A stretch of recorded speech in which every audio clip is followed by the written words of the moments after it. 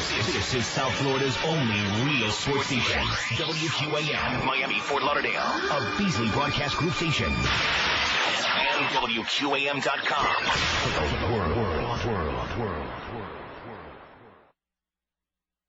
The Miami Hurricanes and the West Virginia Mountaineers. Hurricanes Game Day starts at 9, live from Mr. Moe's in Coconut Grove. A presentation of Miller Lite, Josie, Don Bailey Jr., and the Beast have the call at 12. This Saturday on Sports Radio 560 QAM. So if I have not seen him this morning, but if nothing has changed as of last night, then he'll be taken off the PUP list and he'll practice today. And we'll see what happens. You know, Jed Weaver will line up with the first group. But the thing that's happened because of Alonzo being out, it's really given Randy McMichael an opportunity in these first 5 practices. And now we're talking about him. We're saying, you know what, we got to make sure that this guy gets enough work with the good guys to see if he can help us. Do you find yourself tempering your enthusiasm with a young kid like McMichael, not to put too much pressure on him? Or, I mean, how do you evaluate where he is now and where would you like to see him by time the season starts? I think the big question right now on Randy McMichael from a tight end standpoint is he going to be tough enough to block once we get going here this morning with the pads on?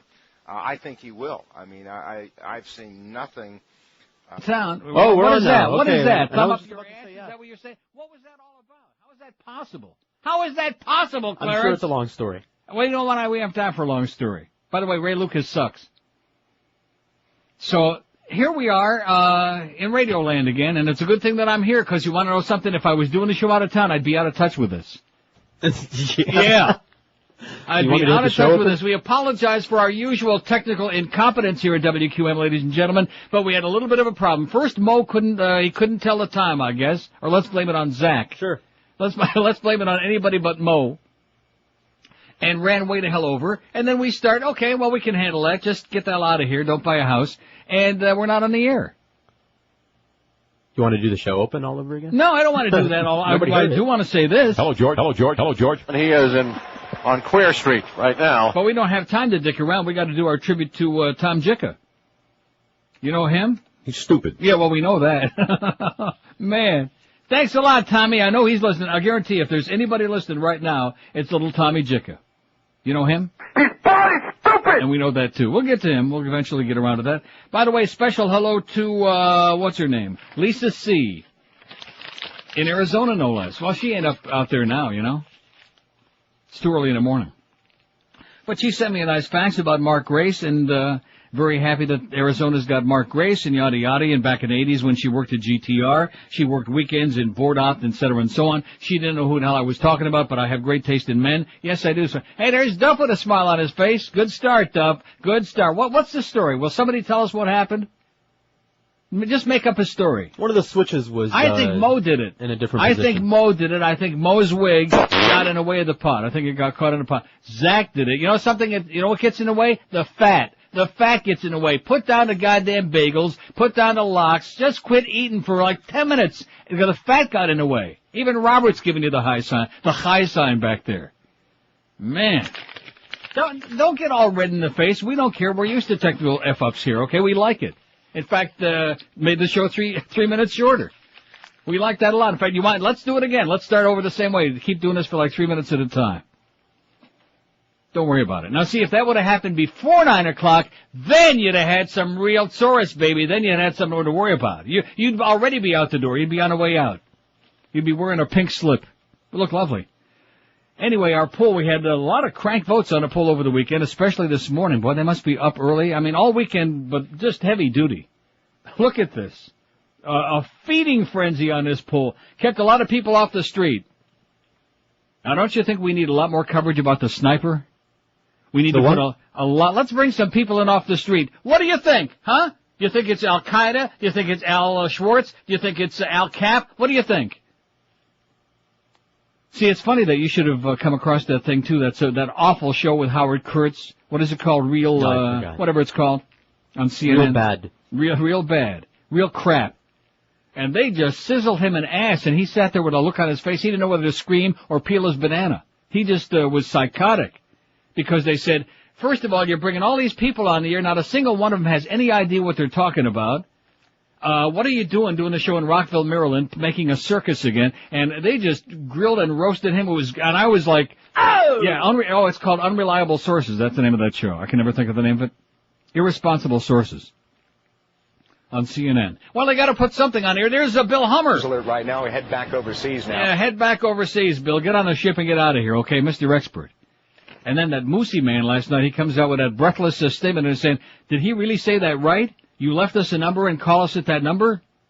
And they're thinking right off the bat, because they're a bunch of racist bastards, they're thinking that this guy is very inarticulate and he didn't say it right. And they said, is that really what you wanted to say? And he said, yes, it do be. It do be what I want to be saying, okay? So please call us at that number that you be leaving us. Or whatever he said, Moose Man. Doobie. Do you think we can catch anybody in this country? No. How about Osama? No. Your mama? No. Anybody? Pretty embarrassing. Anyway, what do we got? 4 million votes on the poll. Which politician do you despise the most? Eric apologizes for his spelling, by the way. He misspelled almost everything on here. At least he was consistent. He misspelled despise. He didn't have the capital L in delay. He had, he had Orrin Snatch right. Strom Thurmond was spelled wrong. Everything. And he's proud of it.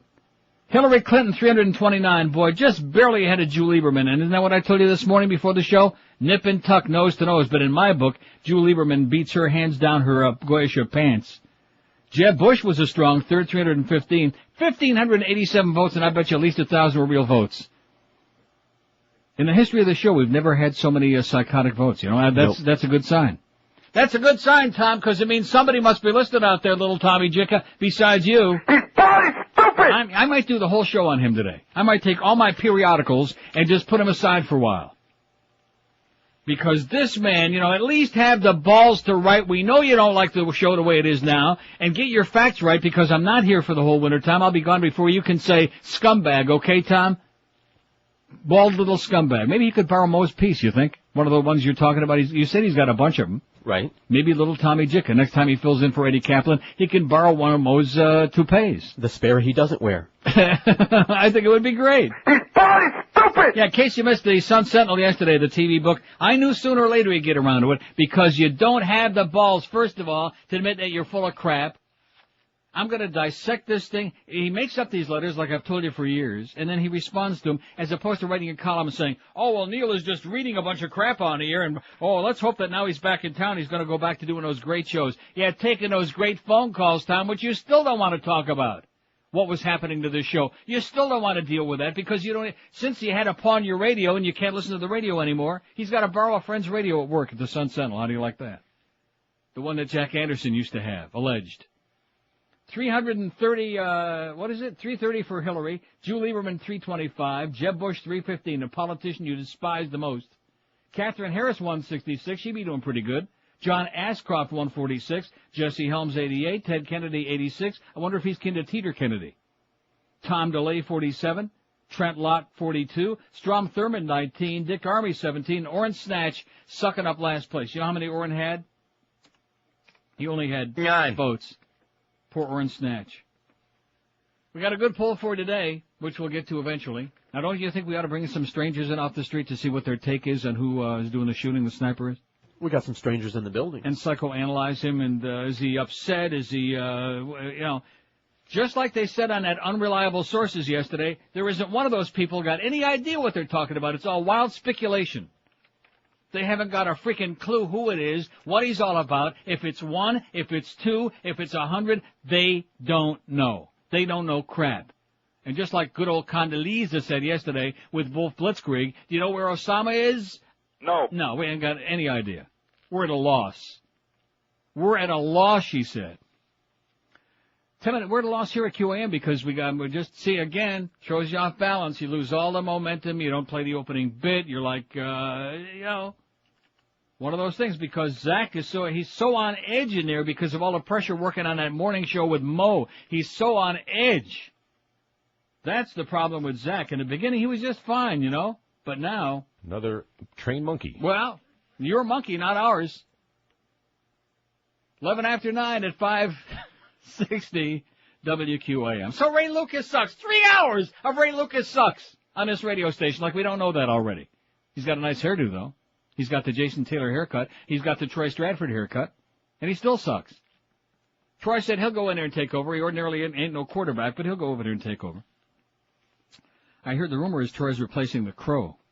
You know, mattress shopping is a complete waste of time if you do it the old-fashioned way, but I'm telling you, for a coon's age, speaking of those guys, that you don't have to do that anymore. You don't have to waste a lot of time and money. You don't have to get ripped off. All you have to do is pick up the phone. Just pick that thing up, baby. Stick your finger right in, and the phone, too. Call 1-800-MATTRESS. You'll be immediately connected to an expert bedding consultant whose only job is to get you the best brand name mattress in the world. And when I talk about brand names, they got the top ones going. Not some off-brand you never heard of. They've got Serta, Sealy, Simmons, King Coil, the best manufacturers in the world, and at exceptionally low, unbeatable every day low prices. And when you call that number, 1-800-MATTRESS, you pick the day in the 2-hour window for delivery when you're going to be home, and it's convenient for you. And guess what? They actually show up in that 2-hour period, like between noon and 2, between 1 and 3, etc., and so on. And you also get that 30-day in-home comfort guarantee, which allows you the incredible privilege of checking out the new mattress for up to 30 days. Can you imagine the mess you can make on that mattress for up to a month and then say, I don't think so. I won't give me another one. So pick up that phone and call them right now. You'll be sleeping like a baby in no time at all. 1-800-MATTRESS, 1-800-MATTRES, or check them out on the web if you like at mattress.com. Live and local. This is 560. The radio's all yours now. WQAM. We're back. Hey, I'm talking to Muff here. I don't have time to come back on now. What kind of a break was that? Regular what kind break. of a freaking break was that? About a minute and a half? As long as all the other ones have been. Yeah. Well, we're talking heavy-duty stuff in here, okay? We're talking about this new spray, Gay-Away. We're talking about important crap. So don't be interrupting here. Hey, listen, we got a new format here to please Tom Jick. It's called All Dead Air. That should please Tom. No more periodicals. No more stuff that'll piss off Tom Jicka. By the way, look at the calendar. Show him when I'm getting out of here. Just to piss off Tom, I'm getting out of here again because he thinks he knows what he's talking about. I'm going to do the whole show today for little bald-headed Tom Jicka. How do you like that? Neil Rogers. And I still can't get a goddamn bit in here. We've been on for like 15 minutes. I still can't play anything. Then I had a request from one of your Julios out there who says he really enjoys the job you do filling in. I think Schmidt Candy's facts. And about your reading periodicals or whatever. He says, don't sell yourself short. Do all the reading you want. Bedtime stories, he said. That'll piss off Tom Jicko. If you start doing bedtime stories, God. Man. Hello, George. Get out of here. Get out of here. What the hell business you got to? We already heard about Ray Lucas sucks for 3 hours. Hello, George. Notice how he won't even dignify I'm in here? Hello, George. Get out. Here's our poll question today. The media coverage of the sniper has been outstanding, okay, too much, or just another feeding frenzy like OJ, JonBenét, Chandra, etc. And I notice on the poll here, Eric puts, believe me, I know about feeding frenzies. I don't know if that means him or me, or both. We both know. In fact, this weekend. What? Feeding frenzy. Well, I mean, why the hell not? Lost 2 pounds. All right. Balance for life, man. Those beautiful stools. Even the nicest bar in town don't have beautiful stools like that, I'll tell you. Just beautiful. Tapered, you know. It's great. Anyway, so yesterday I'm having a decent weekend. Won a few bucks at the track Saturday.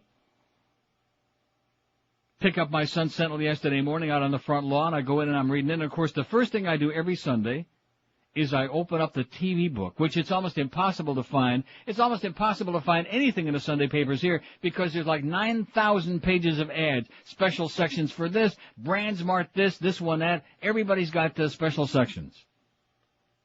But I always manage to find it, and the TV book, too. And here it is. And I open up only to page 6 to see little Tommy Jicka. And when is the shoe going to drop next? You know what I'm saying? You know, Tom. He's stupid. Mm-hmm. And sure enough, yesterday, here it is. Question. And we know you've been making these up for years, Tom. Haven't I always said that he makes these up? Yes, I have, and he does. As opposed to having the balls, like I said, or writing a column and saying, oh, Neil's show sucks, and he just reads all this ponderous stuff on the air, and what happened to the fun we used to have. See, because evidently this is a man who's in denial about how the show is degenerating until I finally took the bull by the horns and stopped talking to a bunch of mouth-breathing assholes on the air every day for 4 hours. Who were destroying this program, but Tom just out of touch with that. See, he's the one that's out of touch. Maybe too much time in L.A. getting wined and dined out there by the networks with all those damn fall show previews. Remember the spring book came out and we had that great rating book and there was all the big news and radio in this market? Tom couldn't be here, though. Why? Because he was out of touch. He was in L.A. And I guess they don't have the Internet in L.A., so he couldn't have gotten that information from Arbitron. He couldn't have got that, and nobody could have faxed it to him out there, so he could have written the column. No, Tom Jicha, who writes 8 million columns, almost every one of which having to do with network TV shows, having almost nothing to do with anything local. The only local article this man has written in the last 500 years has been about, the TV news partners of the newspaper. Does anybody give a crap which TV station the Sun Sentinel or the Herald is affiliated with? No. Of course not. Who gives a crap? Who cares, Tom? Over and over and over again about every guy, and of course the TV cooking show schedule, don't forget that, don't leave that out. Of course. But anyway, here's the made-up question by Tom Jicha in yesterday's Sun Sentinel TV book.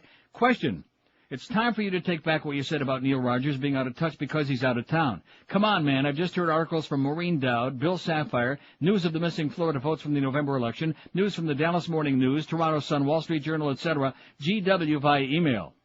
Little Tommy's answer: you aren't being sarcastic, are you? I hate that. Relax. Neil is back in town for the winter. Neil is back in town for the winter? You should live so long, Baldy.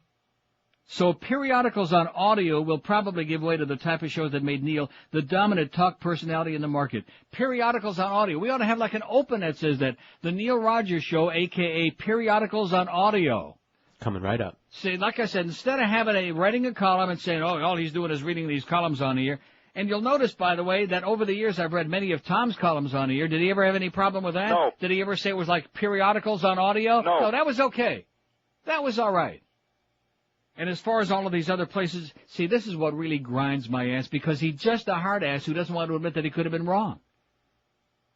When I was in Toronto and we had the election debacle on September the 10th, nobody in this market covered that like I did because it was right on the Internet. See, unlike the newspaper, Tom, unlike your newspaper, which goes to bed at 12:30 or 1 o'clock in the morning and has a deadline and can't get the late nights and overnight stuff and can't change it because it only comes out once a day with stale, old, outdated stuff. Unlike that, we had the stuff right off the state of Florida website. And here was the updated, I'm sure you remember that, like 2 days, 3 days after the election. Oh, and Janet Reno did this, and Bill McBride. And what did I tell you? That McBride was going to hang on and win a very, very close, slim win, and he did. And every time a new precinct would report on there, we'd have it on the air. When they had the episode on Alligator Alley with the 3 schmata-heads there and that woman from Shoney's in Georgia. Guess what, Tom? I know, since you're the TV guy, I would have thought, but, what do I know? I would have thought that you'd understand the miracle of satellite TV. Or even cable TV.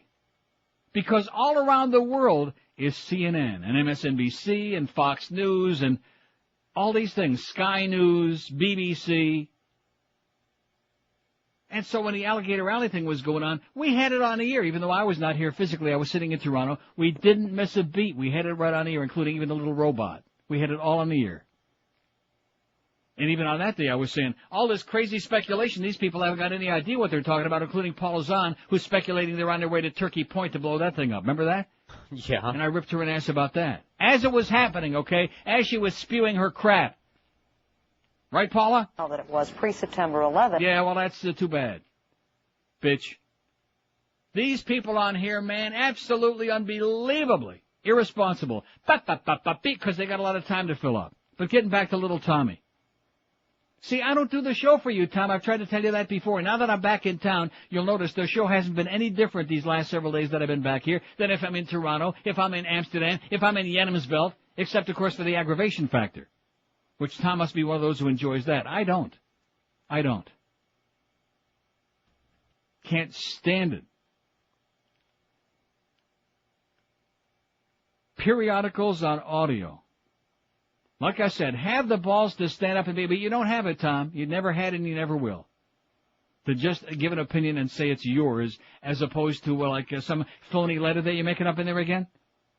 Don't I feel bad that Tom don't like the show now? No. And the amazing part of it is, nobody inside the building has ever indicated to me, other than P.D. Lenny, who's a backstabbing phony, but other than that, nobody has said, oh, gee, you're reading all this stuff on here. What happened to the show the way it used to be? The show the way it used to be was dying, okay? Was being butchered by the same 15, 20 calls. When I hear Old Joe again there, Old Joe with Mo, at the end of that show this morning, He's stupid. I have to say to myself, thank God we'll almost never take calls on his show. so we can take the same half dozen goofballs, losers, lowlifes, no-lifes, and keep putting them on the air again so they have something to do to keep them off the streets.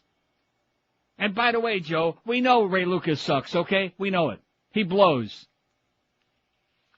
I was high-fiving myself during that game yesterday with the front-running phonies. Oh, we want Jay Fiedler back. What did I tell you? What did I tell you? Now they love Jay Fiedler, the Jew boy from Dartmouth.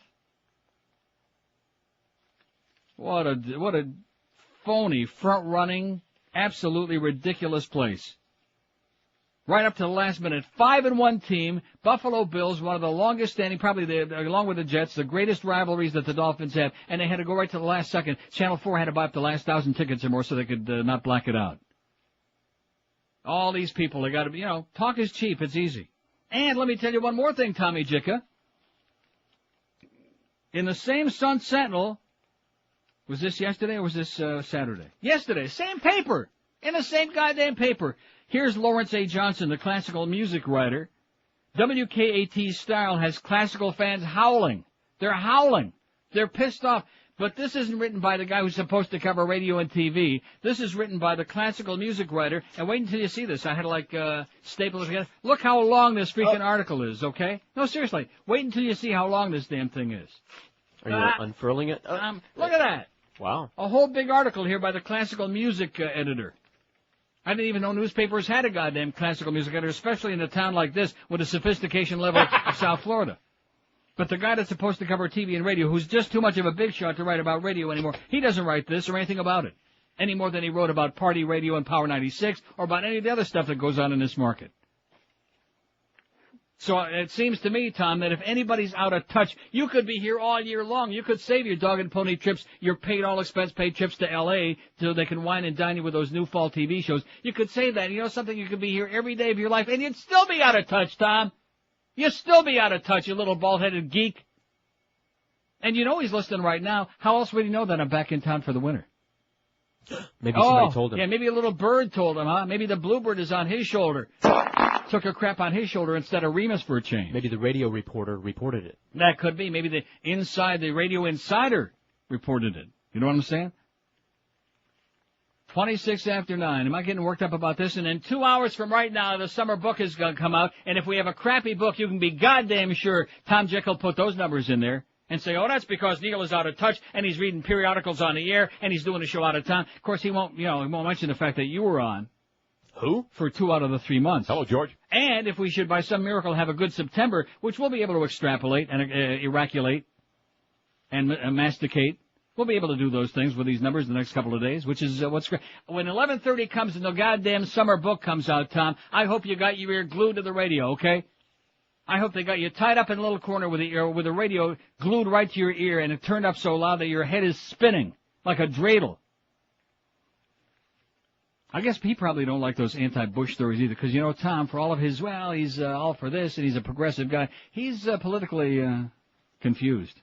I'll be very kind. Politically confused. He's stupid. 27 after 9 at 560 WQAM. Let's face it. You've been hearing about Fast Train for quite a while. I wonder if it makes sense for you. The facts are simple. If you have the dedication, Fast Train will provide you with the necessary training to become a certified computer professional. According to Time Magazine, the demand for computer professionals will continue to explode.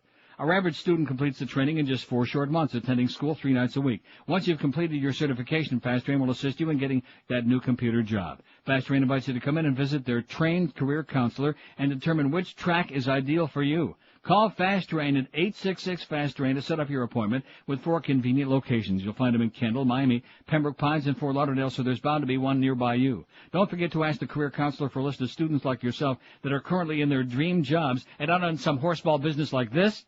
Call Fast Train toll-free 1-866-FAST-TRAIN. That's 1-866-FAST-TRAIN. Or check them out on that wicked World Wide Web at fasttrain.com. We're Sports Radio 560 QAM. God almighty! What a humongous penis! Wow! Saturday mornings join Bullwinkle J. Moose and his bully buddy Saddam Hussein for the madcap misadventures of Iraqi and Bullwinkle. Eeny, meeny, killy, meeny. The United Nations is about to speak. Who cares? Give me that crystal ball. Reckon he got up on the wrong side of the bunker. Perhaps a poem will help. Saddam, you're one whacked out dude. And just like your oil, you're smelly and crude. Ha! Hey, Moose, did you see your squirrel friend? Oh, you mean Rocky? Sure, he's over there. And over there, and over there. Oh, my! Rocky! What do you know about this, Saddam? Don't ask me. Ask my auntie. Auntie? Auntie who? Auntie Aircraft. Oh, no! Join us next time for Oil's Well That Ends Well or Kiss Your Gas Goodbye. Hey, Moose, what's weather forecast for today? Balmy. Uh-oh. Iraqi and Bullwinkle, Saturday morning on Nickelodeon. 9:33, here's the definitive facts to clear up that dilemma. And, of course, it's interesting because this person, you'll notice, is still listening. As is Tom. You can be damn sure that Tom Jicka is listening this morning. He's got it turned up so goddamn loud he's getting good vibrations. Fact says, good morning, Neil and George. I'm glad you brought my attention to Tommy J's question in the Q&A section of the Sun Sentinels TV magazine. I can vouch for Tommy's sake in that the question about your show is indeed for real. I know because I wrote it. It was edited a bit, but hey, he was too busy reviewing the new John Ritter sitcom to respond to the rest of my comments. Have a great day, guys. Listener George, identified in the TV magazine as GW via the Internet. GW, that sounds interesting. Anyway, so there's listener George, who faxes all the time, by the way. Okay. So he evidently doesn't really have any problem with this. So it wasn't sarcastic. No, maybe it wasn't sarcastic, huh? Because the guy's still listening. And you know something like I always say, Tom, if you don't like the show, I got one thing to say to you. Bye, bye, bye. Yeah. Have a great day, okay? Turn over to Rush at noon. And Bill, what's his name? Bill Make-Believe. And have a good time with him. So anyway, Lawrence Johnson, the classical music writer, goes ballistic about the crappy KAT signal, and it blows, and they're not playing the right kind of... Let me say it again. All you classical music people out there, go out and they have these amazing things with tremendous quality. They're called CDs. What does that stand for? Go to the frickin' record store and buy you a bunch of Mozart and Beethoven and Handel and Bach and whatever else you like, and buy it. There you go. Buy some of that dreck and quit bellyaching. I've never in my life seen such a bunch of whiners and crybabies, maybe next to the Dolphin fans. Maybe they don't have a CD player in their By the way, do you Jaguars. know that Ray Lucas sucks? Who? But, yeah, maybe they can't afford a CD player. All these intellectuals are supposedly so much brighter, and so the highbrows, you know, they're so much above the rest of us, the intellectuals. The cheapskates, evidently, who want everything for free. Everything's got to be for free. See, quite frankly, no matter what kind of music you like in this market, you're not going to hear it on the radio. Right, why should they be any different? That's right. Why should way? you classical music people hear the music you want to hear on the radio when none of the rest of us can? We have to go and buy our own goddamn CDs to listen to in the house, in the car, on our Sony Walkman, whatever. So don't be giving us a song and a dance like you're special. In fact, you're the ones with the big bucks. Go out there and buy some real big, expensive goddamn CD, some stereo outfit for the house, and go take your car over to, to Sound Advice. Are they still in business? Sure. Boy, I don't go there. You want to know why? Because they moved. But anyway, take it over to Sound Advice or one of those in-car stereo deals where they install you an $80 billion stereo system in your car, and they'll put speakers in the doors and underneath your seat and on your everywhere, okay? You'll have violins twinging your hemorrhoids, okay? In fact, even Mo said he's got a good stereo. They got violins twanging his varicose veins. Especially after yesterday. By the way, I mentioned Ray Lucas Sucks. 3 solid hours of Ray Lucas Sucks. See, I don't have to be here to know what a Bush League horseball place this is, Tom. For example, the big story with the Panthers. How about that game tonight? Anybody going? No. Atlanta? The big story is Mike Keenan and Rick Dudley, the GM, are at war with each other. Steve Weiss, you're going down to the juniors. No, you're not. Stay here. There's a big war going. What do we get? We get from Mike Russo in today's Sun Sentinel a puff piece about Peter Worrell. Oh, my God! It's never going to change. You could leave here and come back 100 years from now. It'll be the same corrupt horseball, horse and buggy place. So what do I need to be here? What did I miss? And every person that I've spoken to during this very short live visit back into town, And I say to them, well, what did I miss this summer? What's been going on? Not a goddamn thing. It was hot. You know what happened here? The September 10th election thing, which, like I said, nobody covered it like I did, and that's number one. And number two, the business on Alligator Alley on that Friday, which we were all over like stink on Tom. So what did we miss? What did we miss? Because there's bad drivers here? See, Tom, your problem is you're stuck in a time warp. You're in the past. You're living in a freaking past. And any day of the year, I'd rather read articles by Mary McGrory and by goddamn Maureen Dowd and by all of these people, Robert Scheer, any day of the week, than listen to, hey, can I call Tommy a douchebag? Maricon. See, you're out of touch, Tom. You don't get it.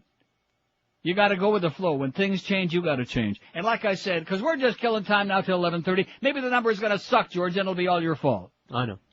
Because we already saw that, July was okay, but August, man. Even the Brontosaurus never laid an egg that big. But the whole station was in a crapper in August, okay?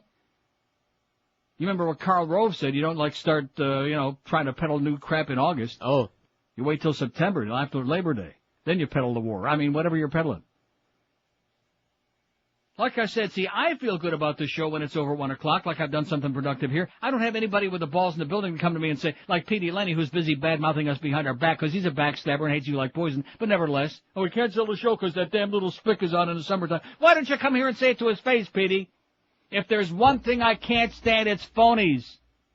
See, it's one thing about me, whether I'm in Toronto or Amsterdam or here, I'll say the same thing.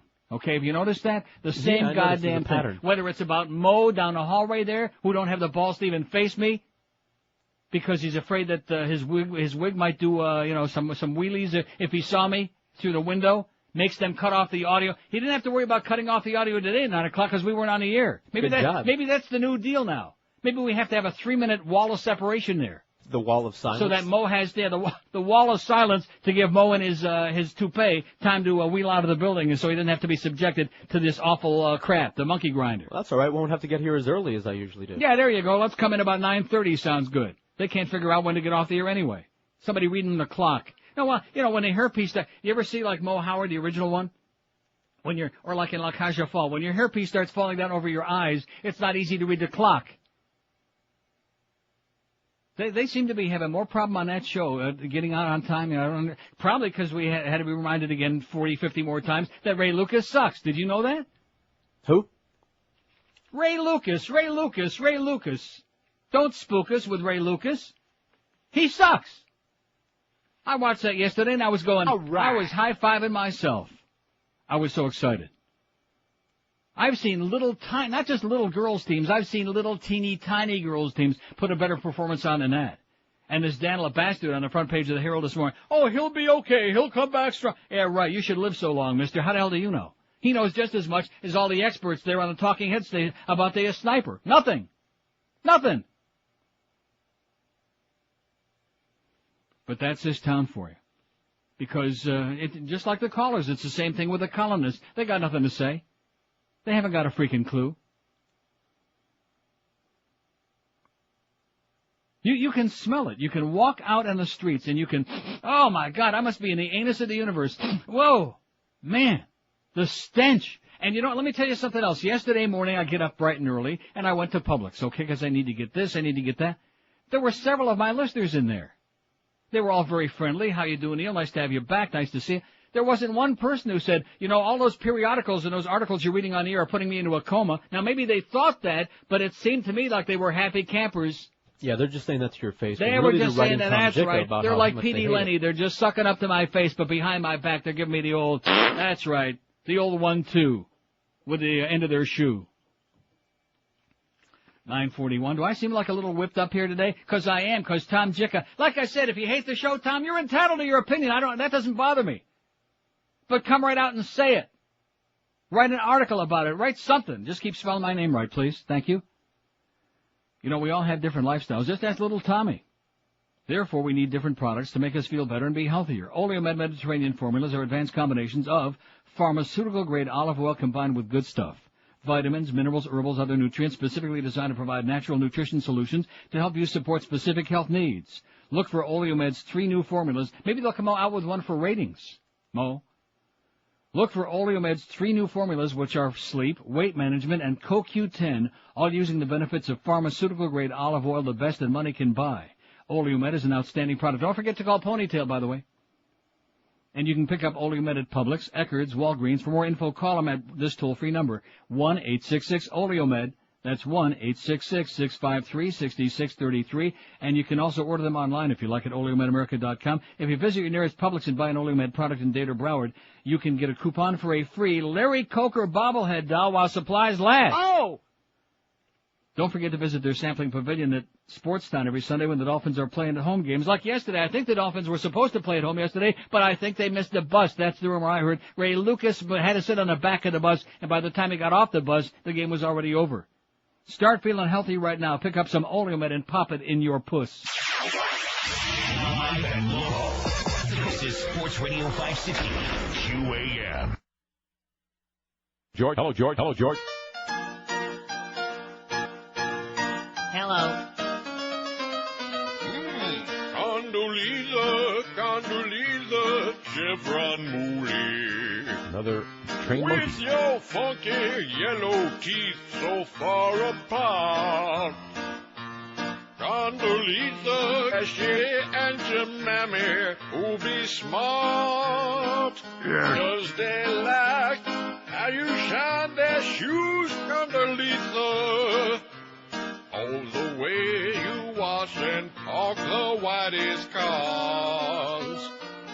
Georgie Jr. said he trusts you, Condoleezza, to sell our allies on the greedy oil wall.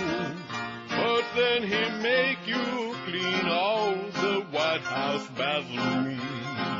The tub, the sink, the toilet, and then scrub the floor. They tell you don't wear sandals, Condoleezza. Your cold chip toenails make them wanna retch and puke. Your nappy leg hair look just like it be Velcro. The GOP want you to be their token stooge. One day while you be flipping pancakes, you may realize that they're treating you just like your Esther Roll. That's when your head will move from side to side, Condoleezza. Oh! Until Bush and Rummy, they be cracker assholes. 9:48, we got big news, maybe. It says breaking news, and that's always big. CNN SWAT team and ATFs around phone booth in Virginia. See, and they're ensuring the public safety that nobody steps in. And it's raining like hell? Interesting development. Kelly, I'm just hearing the CNN can now confirm an individual has been taken into custody. That is about all we know. Come back to the significance of what we're looking at here. What is it again? Bill Hemmer was saying a little bit earlier on, there have been a number of false leads in this case, but given the resources that have been drawn to Broad Street here in Richmond, Virginia, what does it suggest to you? Suggests to me high interest, and I mean, obviously, if the feds were co-located with the locals, then that would mean that there was a pre-existing plan to roll quickly to a site. Now, you know, that kind of response wouldn't be rolled out for a prankster if it was known, or, you know, a guy that was going to file a false report. So let's assume, okay, that this must be the phone number that was left for them, which any idiot could find out where the phone was, the phone booth. Like we spoke this morning, if this was a test of police holding information secure or ensuring the sniper's safety, and it went this way, we should hope this ain't another one of them Apple Pandowdy guys. Kelly, stand by. I'm going to bring Casey Jordan that song, into Shoe Fly Pie and Apple Pandowdy? We continue to look that was at the pictures provided for WRC. Ari Dotson, our witness, described Apple the convergence of 30-some police vans showing up on the scene, the helicopter in place, and you heard what Kelly just said about the convergence of a bunch of different resources here. What do you think we're looking at? Clinical psychologists, forensic experts. Let's start speculating. What does this mean? Let's have Moose Man have another press conference now. You never know, though. It could just be an unfortunate individual who happens to have a white Astro van who pulled up and tried to make a phone call. We have progressed so quickly in the last 12 hours in terms of developments in this case. We have this phone number. We have this invitation to call. You know what the number is, don't you?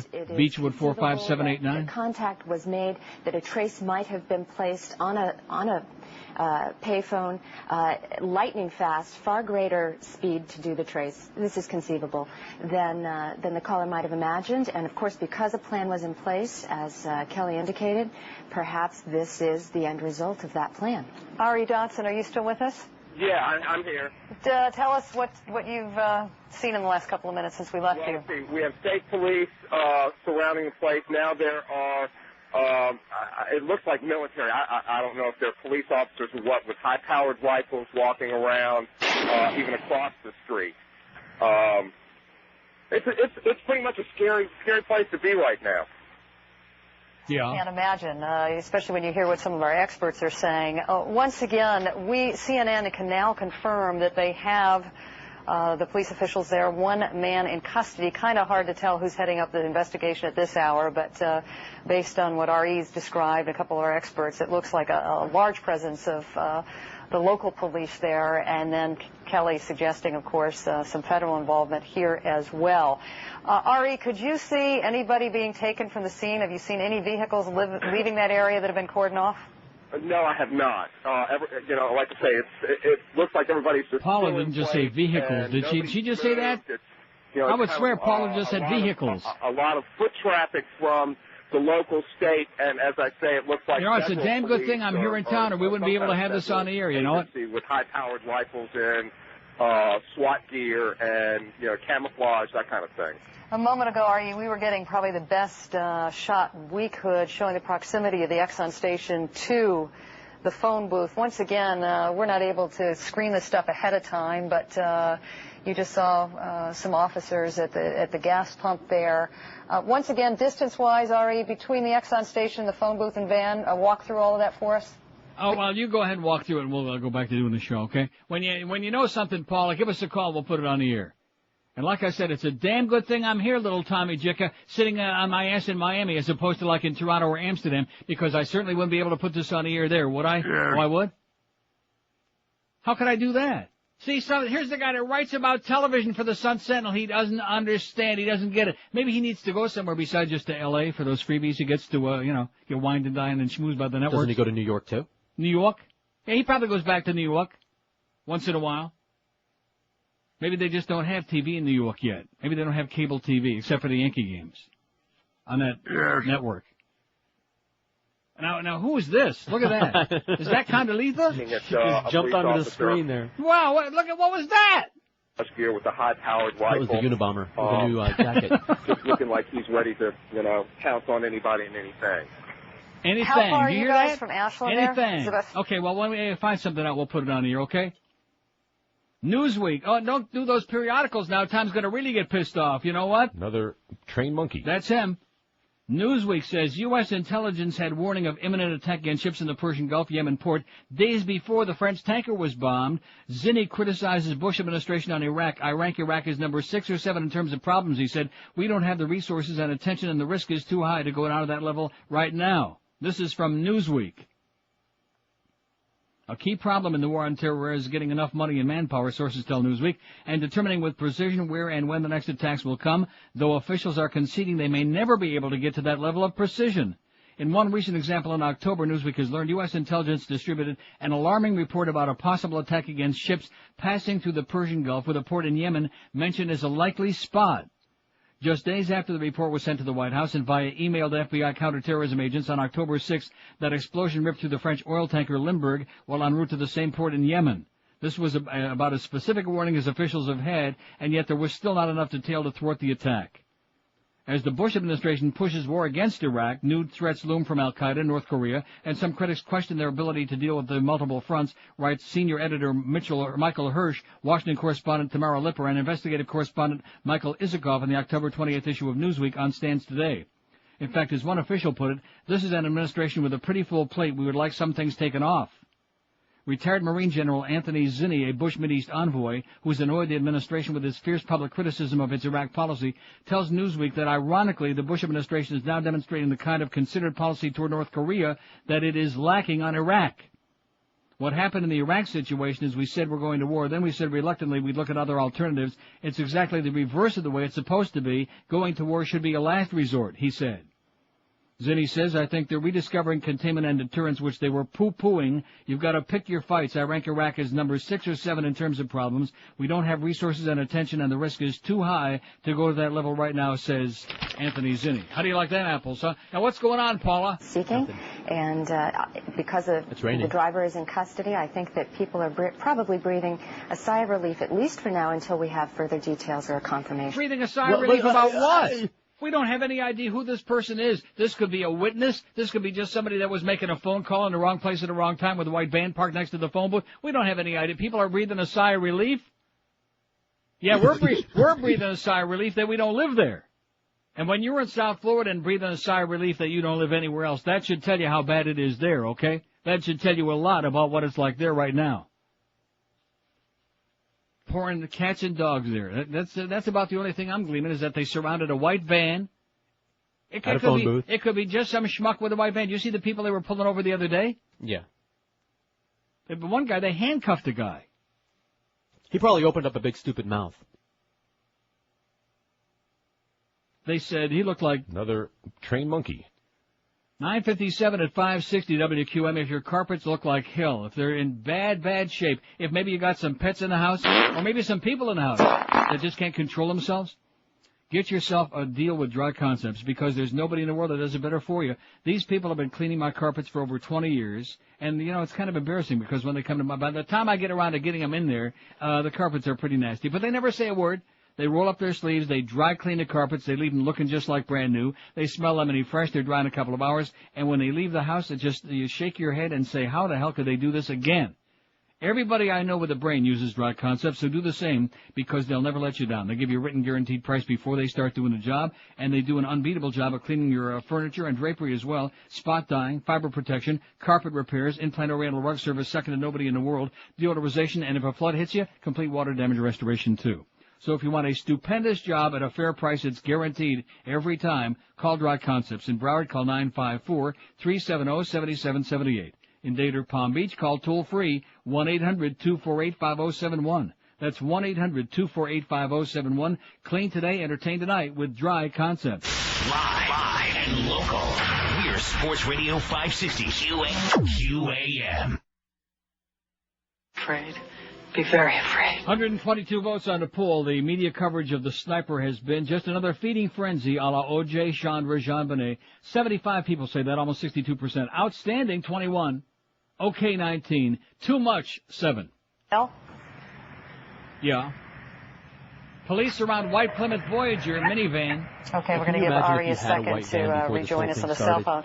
Kelly, I want to bring you back into discussion. Bill was mentioning a minute ago about the 1,000 or so investigators that have been assigned to this investigation. And this one didn't even have like a ladder on top. How is it that they're able to arrive so quickly to something like this? Where have they been hiding?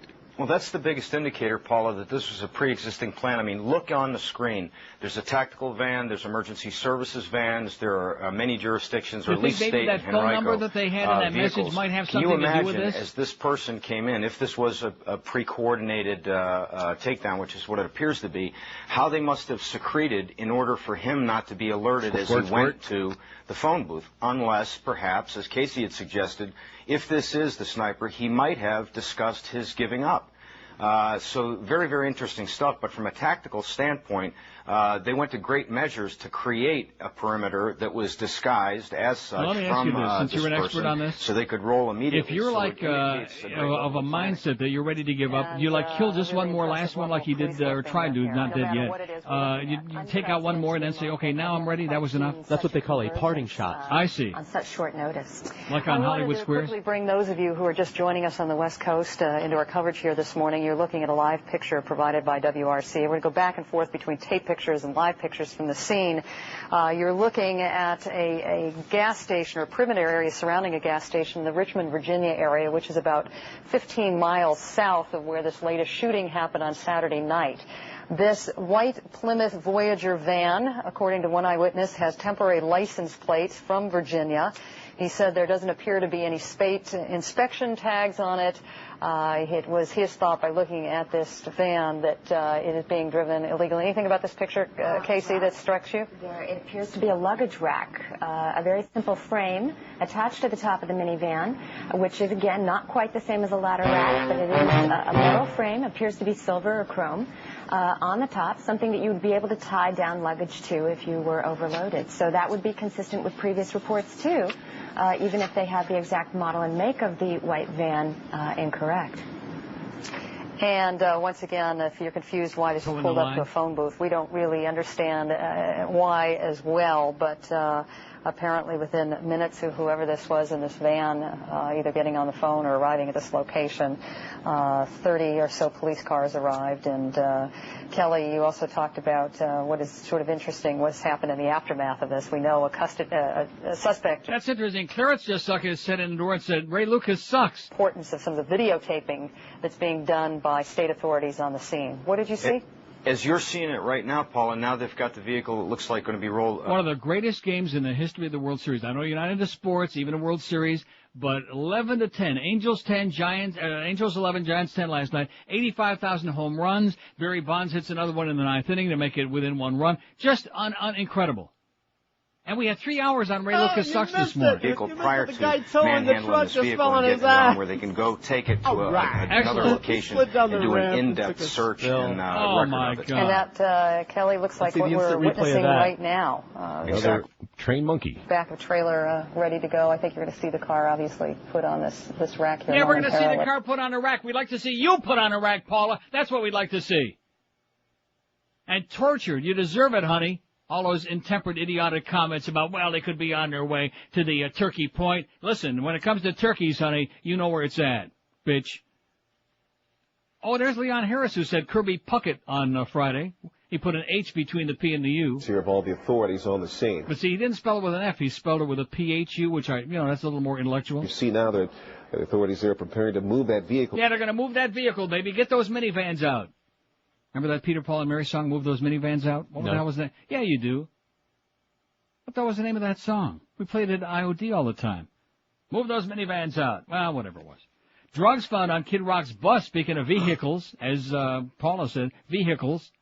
Say it and so. Aren't you surprised? Aren't you shocked? Dismayed. Aren't you mortified? Kid Rock? Another trained monkey. Kid Rock's tour bus was pulled over and scoured for drugs on Florida's Turnpike just hours after the rap metal singer performed in suburban West Palm Beach. He and his band weren't on the bus when it was stopped for a top-to-bottom search, including the celebrity bedroom, according to a police report. Officers said they found a marijuana cigarette and a small amount of cocaine. How do you like that? A marijuana cigarette, one, and a small amount of coke. The St. Lucie County Sheriff's Office charged Kevin Joseph McMahon, 36, of Lebanon, Tennessee, with drug possession. He identified himself as Kid Rock's personal assistant, according to an arrest report. He was released from St. Lucie County Jail Sunday on $16,000 bond. Kid Rock had kicked off the Aerosmith concert Saturday at the Coral Sky Amphitheater. Aerosmith was playing in that horseball place? Now, how come Woody Graber didn't tell us about that? Because he knows you hate it, and he's not going to offer you tickets to go there. I hate Aerosmith? No, you hate the amphitheater. Well, what was a great group like Aerosmith performing at a horseball place like that? Getting paid. Man, that place blows. The bus was pulled over about midnight, a few miles south of the St. Lucie Indian River County line by a sheriff's detective and the FHP. According to a sheriff's report, authorities have been tipped by a motorist who said drugs were aboard. No one was available yesterday at the sheriff's office or the Driveway Highway Patrol to elaborate. Tipped by a motorist? Tipped by a motorist who said drugs were... They could probably smell it. The only other person on the bus at the time was the driver. Maybe it was Steve M. Maybe he was the motorist. Maybe he sold it to him. The only other person on the bus at the time was the driver, who said he was headed to Nashville. The band had flown to Nashville after the show. He said the driver and the bus were allowed to leave after the search. How do you like that? Good upstanding guy like Kid Rock and his entourage, and they got freaking drugs on the bus. A shock. Iraq War Unjustifiable says the head of Bush's church. Oh, no. President George Bush's own Methodist Church has launched a scathing attack on his preparations for war against Iraq, saying they're without any justification according to the teachings of Christ. How do you like that? According to the teachings of, what's his name? Jesus Christ. Jim Winkler, head of social policy for United Methodists, added that all attempts at a dialogue between the president and his own church over the war had fallen on deaf ears at the White House. His remarks came as the U.S. continued its efforts to achieve agreement on a UN resolution that would open a way for a tough program of weapons inspections in Iraq. France is believed to be concerned that the current draft resolution might still act as a trigger for military intervention without a full Security Council debate if Iraq fails to comply. Winkler is General Secretary and of the Board of Church and Society for the United Methodist Church, which counts the President and the Vice President, Dick Cheney, among its members. The church represents 8 to 9 million regular churchgoers and is the third biggest in America. The Methodist Church, he says, is not pacifist but rejects war as a usual means of national policy. Methodist scriptural doctrine, he added, specifies war as a last resort, primarily a defensive thing, and so far as I know, Saddam Hussein has not mobilized military forces along the borders of the U.S., nor along his own border to invade a neighboring country, nor have any of these countries pleaded for our assistance, nor does he have weapons of mass destruction targeted at the U.S., he said. Winkler said his church was keenly aware that it counted the president and his deputy among its members, and that he was therefore frequently encouraged by others to be very careful about how I say things. You know what we're saying? Be very careful how you say things, Pops. Father. No, he's not a father. What do they call him? Pastor. Preach. So we got some real heavy-duty breaking news there, baby. We're looking at it, and one of the police officers said, you know, please get back inside. So I backed off a little bit and watched, and more showed up, Henrico County, some more undercover cops. Let me ask you, did you see the man? There was the man in that van right there behind us? Yeah, he had pulled up right like you see it. He had pulled up real close next to that telephone booth, and the car was running. You could see the exhaust. But as far you know what he's going to have for lunch? Spam? Flan. They're pretty well tinted, so I couldn't see the guy inside. Let me ask you, what exactly did this man do? What was his expression when police moved in on him? I know that the police officer's expression was... We'll interrupt this tape and take you down to Montgomery County. Chief here's Moose the Moose Man. Here we go. Moose heard last night. A brief statement, not taking any questions. Just want to ask the indulgence of the media that the message that needs to be delivered is that we are going to respond to a message that we have received. We will respond later. We are preparing our response at this time. You have received a message? At this time. Thank you. Now, do you have any idea what he just said? That they received the message and they're planning their response and they're going to respond, and when they get the response together, they're getting their response together. Is that what he be saying?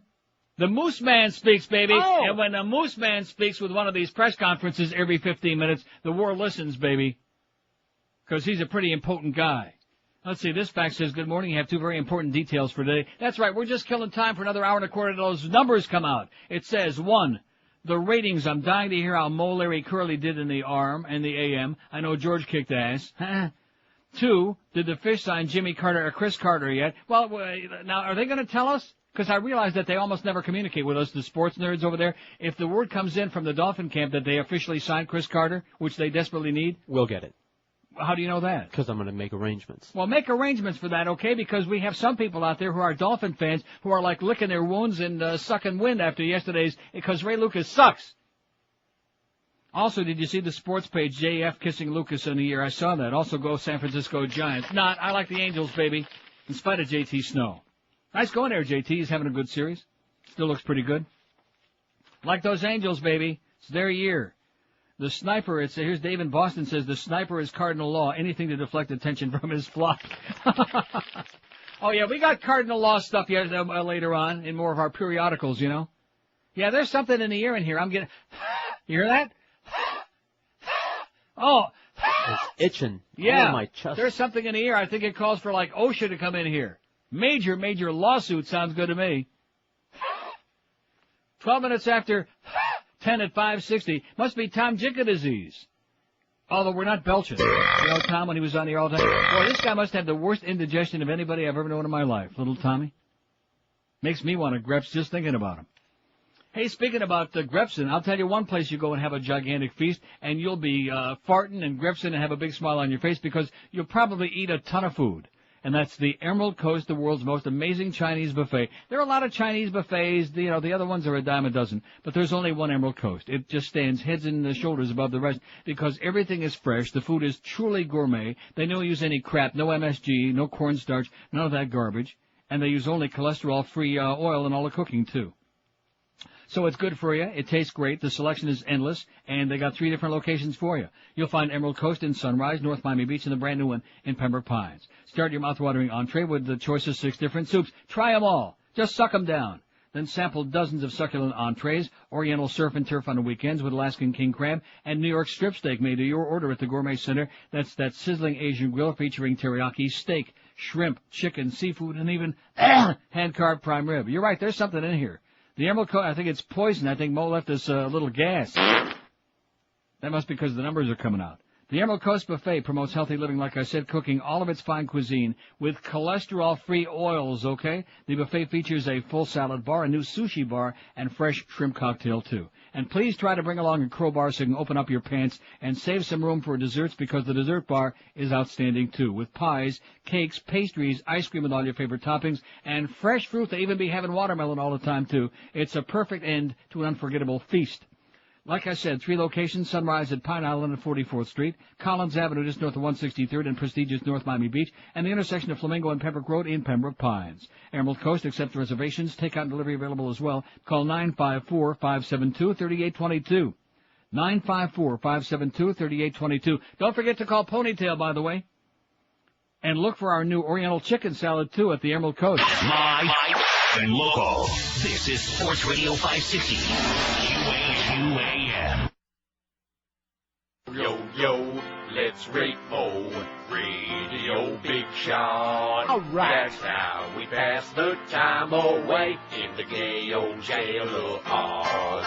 Online Casino Radio 560 WQAM presents Captain Mo Vainaroo. The ratings for the sports format were so bad, we had to start paying the sponsors. And when the only 3 listeners we had asked to get paid for listening, well, we thought we'd give this a try.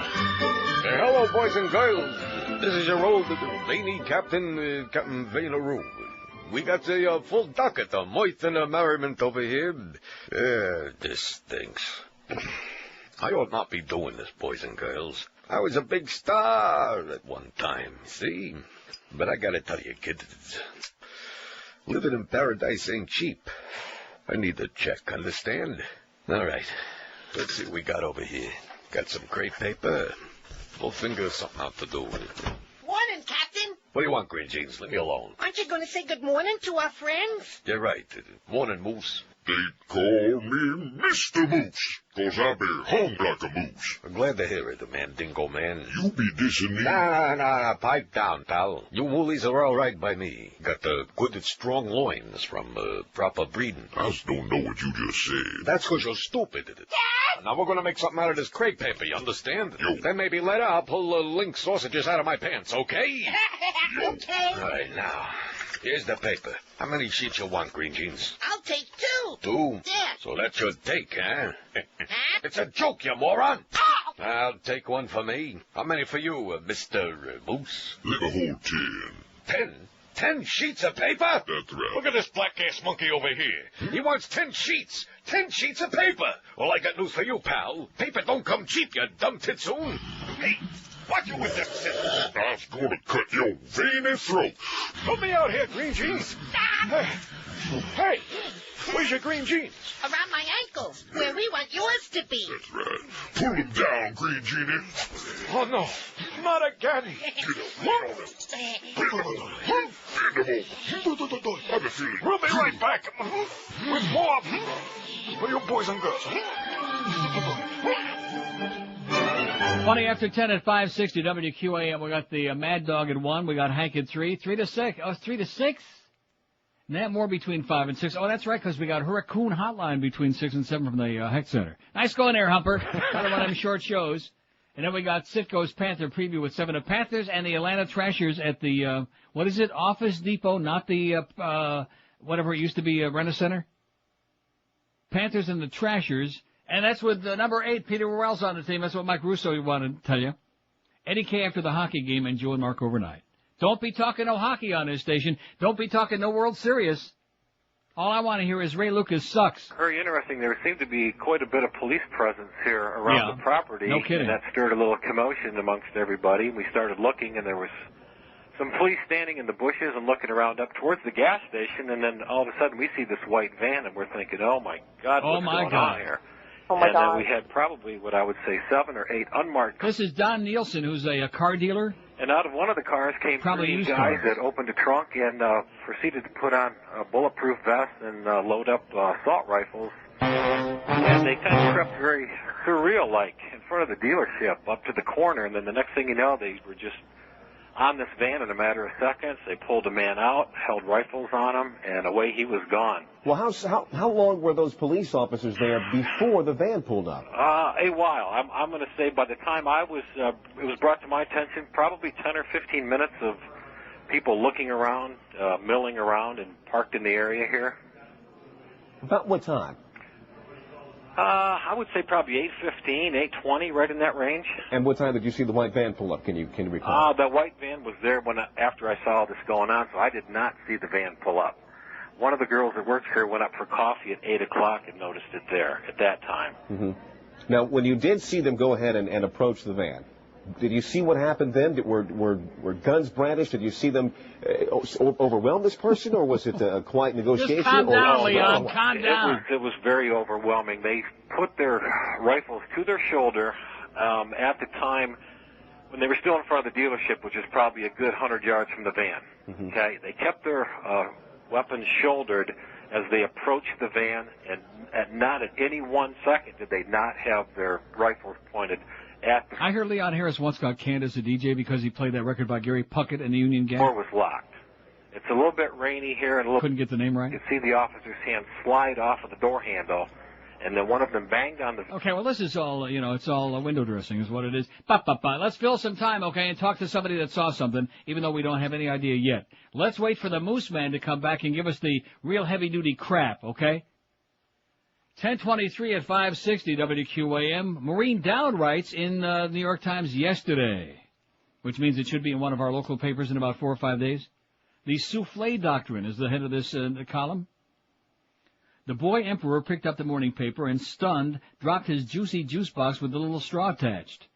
Oh, man, he wailed. North Korea's got nukes. Sheriff Musharraf was helping them. Al-Qaeda's blowing stuff up again. The Pentagon speculating that the sniper might really be Al-Qaeda decoy teams trying to distract the law while they're planning a bio-blitzkrieg or a dirty bomb attack on the Capitol. Tenants broken out in hives about the next 9/11. Powell spends all his time kissing up to the Frenchies. Saddam is ranting about a river of American blood. Jebby's in a world of hurt. The economy's cratering. At least Carl says our war strategy will open up a can of Election Day whoop on congressional Democrats.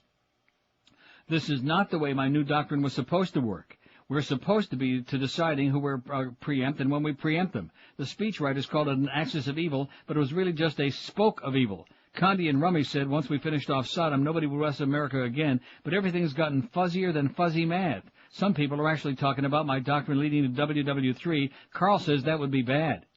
The boy emperor was starting to feel bamboozled by his war tutors. He needed a fresh perspective. There was a guy on TV with a round face and deep voice running around Provence, London, and Berlin, where he suggested Schroeder resign. He was preeminent on preemption. The boy summoned him to explain the Bush doctrine.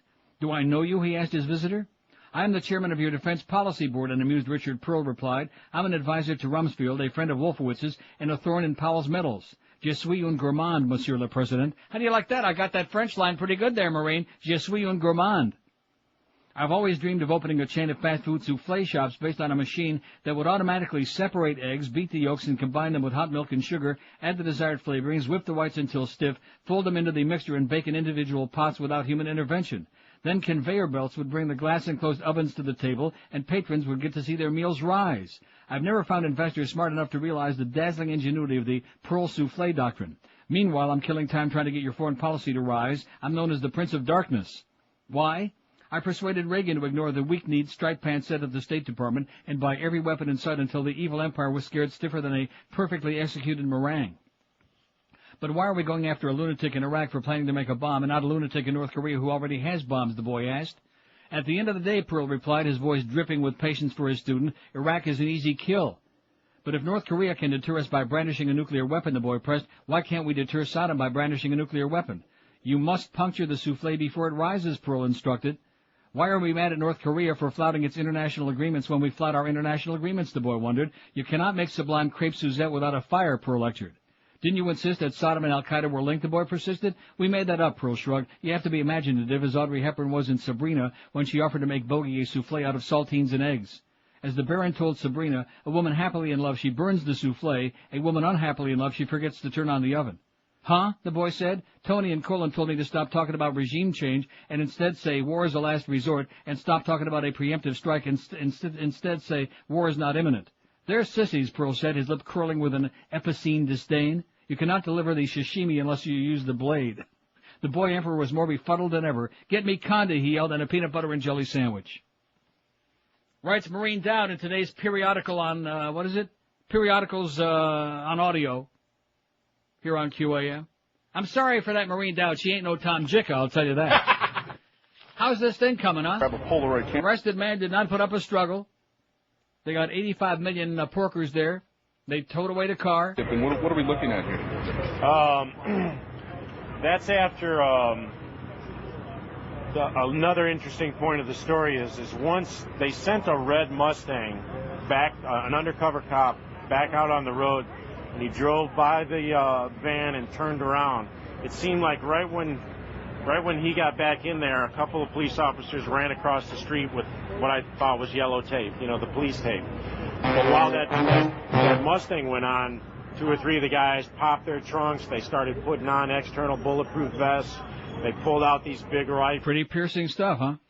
27 after 10 at 560. We're only an hour away from the numbers, baby. Oh, man. Hey, Tom Lehman and Hal at Pontiac GMC are probably crapping their pants down there, too, today. Just glued to the radio waiting for those big numbers to come out, especially on the morning show. Anyway, no tricks this Halloween at Hal at Pontiac, just treats. Announcing the great 0% Halloween event on now at Hal. Yes, with approved credit from GMAC, gets you 0% financing up to 60 months on all 2002 Pontiac and GMC models and select 2003s too, or take you a rebate of up to $4,000. Here's even more good news. No payments for 90 days. Check out the complete line of GMC SUVs, including that snappy Envoy, voted by Motor Trend as SUV of the year. Probably not a good idea to get a white one right now. Plus the all-new Pontiac Vibe SUV that's got the power of a big, expensive sports car at a fraction of the price. Hell, it's also got a stupendous selection of dependable used cars, trucks, and SUVs. Don't buy a white one. And if anybody else turned you down for credit, no problem, because Hallett is here. Even if you're a deadbeat, even if you used to work for this joint, they'll cut you a deal. Even if Depot, even if you used to work at the Indian joint, they'll cut you a deal. It's the great 0% Halloween event. It's going on right now at Hallett Pontiac, 13401 South Dixie Highway. That's US 1 across from the Falls, where they've been doing it right for over 35 years. Hallett Pontiac GMC, open every day, 7 days a week. Don't forget, they be professional grade. Live and local. This is Sports Radio 560.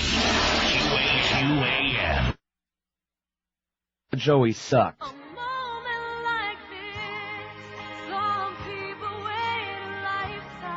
Kelly Clarkson left the world breathless with her song, Moment Like This. Now the world is wishing that was their last breath, because Fabricated Artist Records is releasing that same great single, but this time it's sung by real artists like Bruce Springsteen. A moment like this, some people wait a lifetime. Willie Nelson. A moment like this, some people wait a lifetime. Eminem. Yo, a moment, just a moment, yeah, a moment like this. Some people wait a lifetime. Shaggy. I bet they want a moment like this. I bet they want some people wait a lifetime. Yes, it's the Moment Like This CD collection.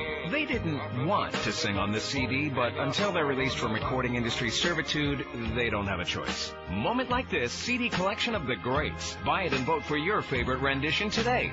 Chula Vista, California, a fan stabbed at a concert featuring rap artist Nelly has died, while another remained hospitalized. The second musical event where violence has erupted in recent months, police said. Faitamai Tanu, 30, died Saturday. Well, see, it doesn't make any difference if you mispronounce the name now, because Died Saturday of multiple stab wounds he suffered in an attack during a rap concert Friday night, said Lieutenant Richard Collison. Another fan, Sean Bowers, 27, was also stabbed, but he's hospitalized in good condition. Police charged Hank Carl Benegas, 26, and Stephen Francis T. Sam, both 42, of Alpine, with an investigation of murder and attempted murder, Collison said. An unidentified 16-year-old boy who's been detained in a juvenile facility was charged with conspiracy, he Sam. Benegas and his uncle, T. Sam, an Indian tribe official, were being held without bail. An Indian tribe official! In August, at the Beat Summer Jam 2002 concert in Irvine, California, about 15,000 people fled after a fight broke out and spilled onto the main stage. One person was hospitalized. There were no arrests. T. Sam is chairman of the Viejas Band of Kumeyaay Indians. Kumeyaay? Whatever. Kumbaya Indians, which operates a casino in Alpine, about 30 miles east of San Diego. Telephone messages left with Tribal Vice Chairman Bobby Barrett were not returned yesterday. How do you like that? Bobby Barrett, he's be busy. He's working out a TV deal with Defoe. Why are you picking on Defoe again today all of a sudden? Yeah, what is that? He and the little dog certainly starting to look pretty good right now. Now, see, when those numbers come out in a little over an hour, I guess, between 11:30 and noon, it's kind of like a no-lose situation in many ways for some of us. It's kind of like a no-lose situation, win-win. Because if the morning goes up, if Mo finally throws a number in there, which we're waiting for that to happen, then it could help the rest of us with that bonus money. Oh! If, on the other hand, the morning continues its steady decline and has to continue getting that search party out there to see if we can find an audience and can't gain no momentum, well, in that case, so you see what I'm saying? No, I understand. And then, of course, if the midday number tanks, I can always blame you. Right. So this is the kind of rating. I'm dying for this, Tommy. Little Tommy's out there. He's taking notes, seeing who's being naughty and nice on periodical or audio. What a putz. What a schmuck, Tommy. And the best part of it is, the ones who, like it always has been, the ones who can't stand it would like to tell me what else to do. They're still listening. March, April, May, June, July, August, September, almost 8 months since we sat here taking a bunch of illiterate, idiotic, obnoxious, dumbass phone calls. 8 months, and they're still out there. WQAM. Yeah, can you ask Neil to explain how you guys get the numbers? Okay. All right. Okay. Hey, Neil.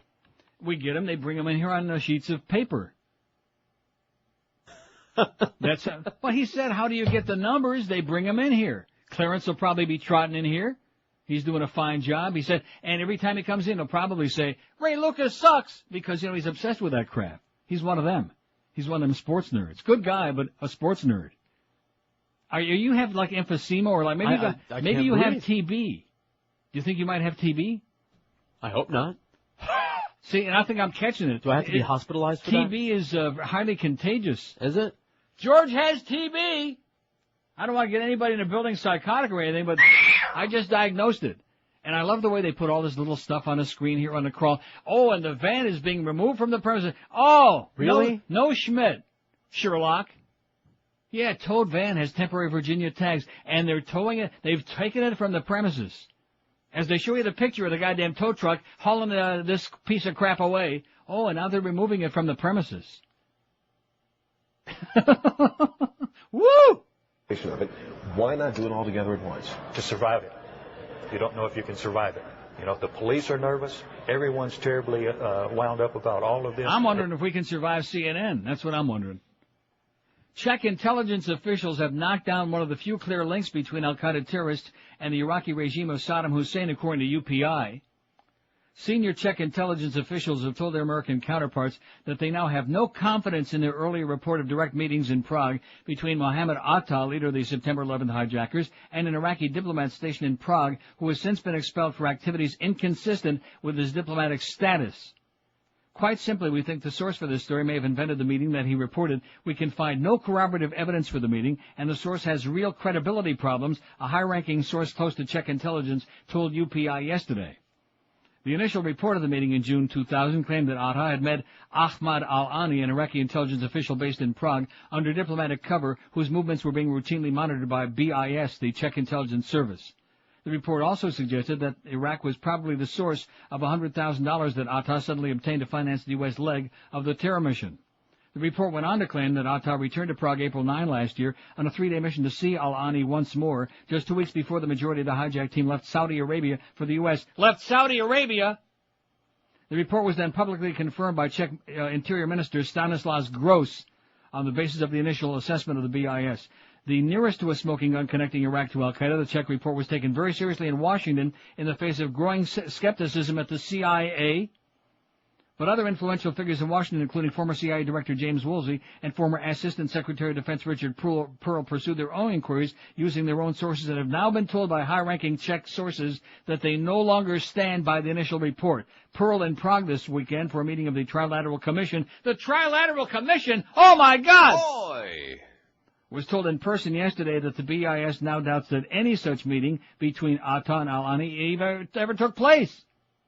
A meeting of the Trilateral Commission. Are you ready for that? Holy crap, boys and girls. The question of the Czech meeting and whether it ever happened is just one aspect of a growing dispute within the Bush administration, with officials close to the White House leaping to conclusions while the CIA remains skeptical. There's a separate argument over Iraq's attempt to smuggle a consignment of specialized aluminum tubes, cited by President Bush as a sign that Iraq was building a gas centrifuge system to create weapons-grade uranium. CIA experts doubt whether the tubes in question were suitable for the supposed task and believe they were intended instead for use in missile engines, still a clear violation of Iraqi commitments to the UN, but not necessarily proof of nuclear intent. One of the most dangerous things in this business is to start believing reports simply because it fits with your preconceptions and confirms what you always wanted to believe, a Czech intelligence source told UPI. How do you like that, huh? So there's like the last little piece. That was the only shred. That was supposed to be their smoking gun. Smoking gun. Yeah, and it just got cut off in midstream. Seen about 30 minutes ago, the Plymouth Voyager white van was got towed away. Yeah, they took it away. We've seen it. Gone through and started taking pictures of things. It's hard to make out what they're picking up, or if anything at all. But that's. Can we see the back of that Mustang one more time?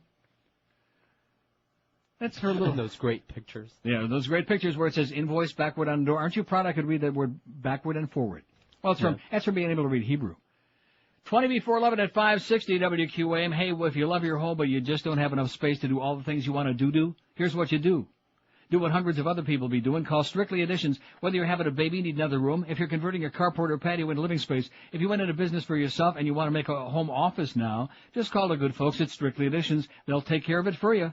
They're your one-stop shop, your more space for your place with an absolutely worry-free approach to expanding your living space. Those no-shows by the contractors ain't going to happen. Incomplete work, no way, Jose. No unexpected bills, no worries about the job not getting done right, and they take care of every single last detail. They draw up your blueprints, they get the building permits, handle all the inspections. Strictly Additions has got an easy 5-step approach to total customer satisfaction. 1, call to schedule a free project evaluation appointment at your home, where a project estimator will determine the scope of your addition. Secondly, they schedule a bid appointment in their convenient showroom where you'll get a detailed proposal and an exact price for your work. Third, select your finishing touches, go to contract. Fourth, review the design, architectural drawings. And then fifth, finally, you sit back and relax as your dream addition moves ahead on schedule with unbeatable quality. It's a piece of cake. Give Strictly Additions a call at 954-791-8100. You can check out the red and yellow pages if you like. They serve all of Broward and South Palm Beach County. They're licensed, they're insured pros who care about doing a super job for you. So call them today and tell them that old Neil told you to call 954-791-8100 for Strictly Additions. Live and local. This is 560. The radio's all yours now.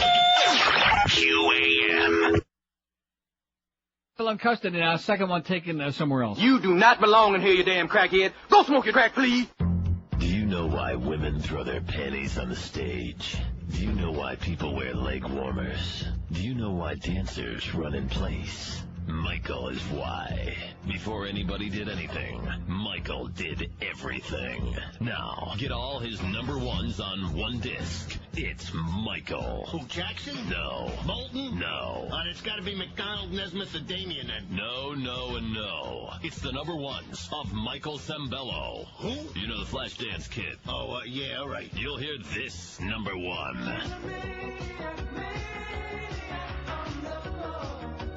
You'll also get this number one. And this one. Who could ever forget this number one? This is all the same song. It's number one. It's the the same record. Michael Zambello like you've never heard it before. I've heard it a million times already. The number ones of Michael Zambello, including the remix of Maniac. Oh, this I got it. Why you spitting in your ear? It's the same record. It's the remix. You're nuts.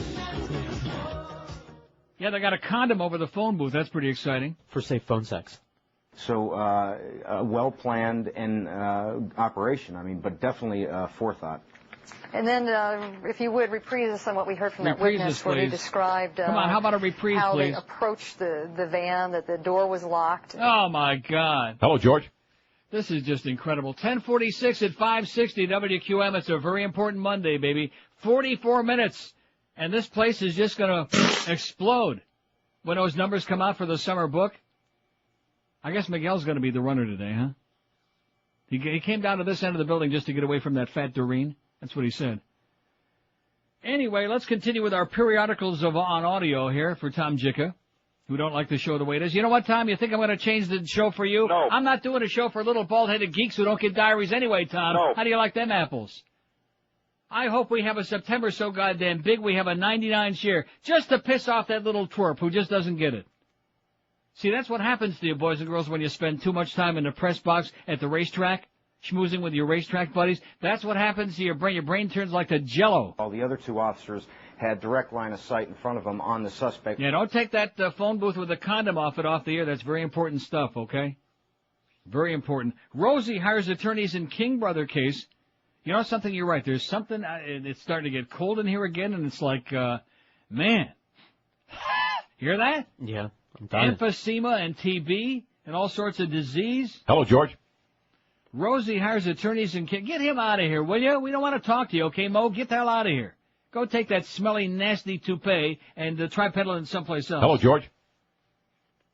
Former talk show host Rosie O'Donnell has hired two high-profile Florida attorneys to represent one of the two Florida brothers found guilty last month of killing their father, one of the attorneys confirmed this weekend. A judge Thursday, as we all know, threw out the convictions of Alex King, 13, and his brother Derek, 14, ordered the prosecution and defense to try to reach an agreement on how to resolve the case without another trial. One suspect arrested at Richmond gas station, a second suspect arrested someplace else, but they're not telling us where yet.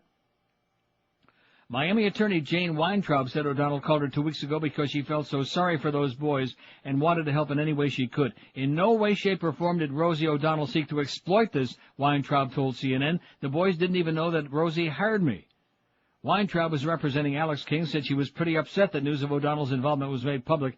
I think she's really, and this is on CNN.com, by the way, I think she's really just a champion of the underdog, that her heart is with those kids, the lawyer said. Now, doesn't this make you feel like a little bit more mellow toward Rosie? No. And the thing with the gay adoptions, doesn't that make you feel? No. No, there's nothing that she could do. She could come up with a cure for cancer. She could, stop a war in Iraq. She could win the Nobel Prize for life. And I just can't, I'm sorry, I had a block where she's concerned. You know what I'm saying? She's just disgusting. She's nauseating. What if she put the president in a headlock? Well, Squeeze real hard. no. I'd have to think about that.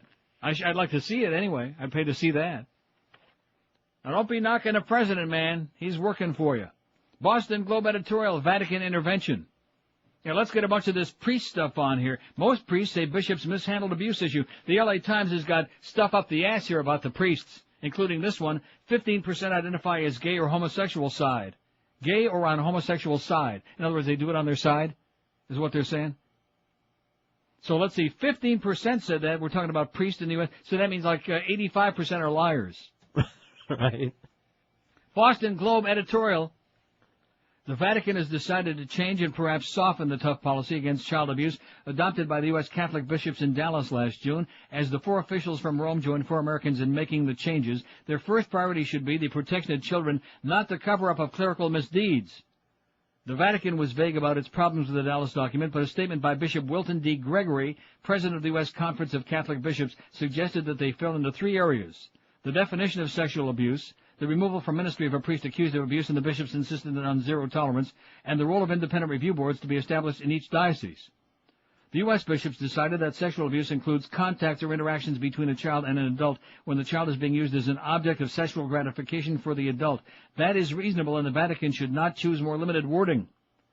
The Vatican is worried about due process for accused priests and may think U.S. bishops violated a statute of limitations that exists in canon law when they insisted that any case of abuse, no matter how long ago, will be grounds for a dismissal from active ministry.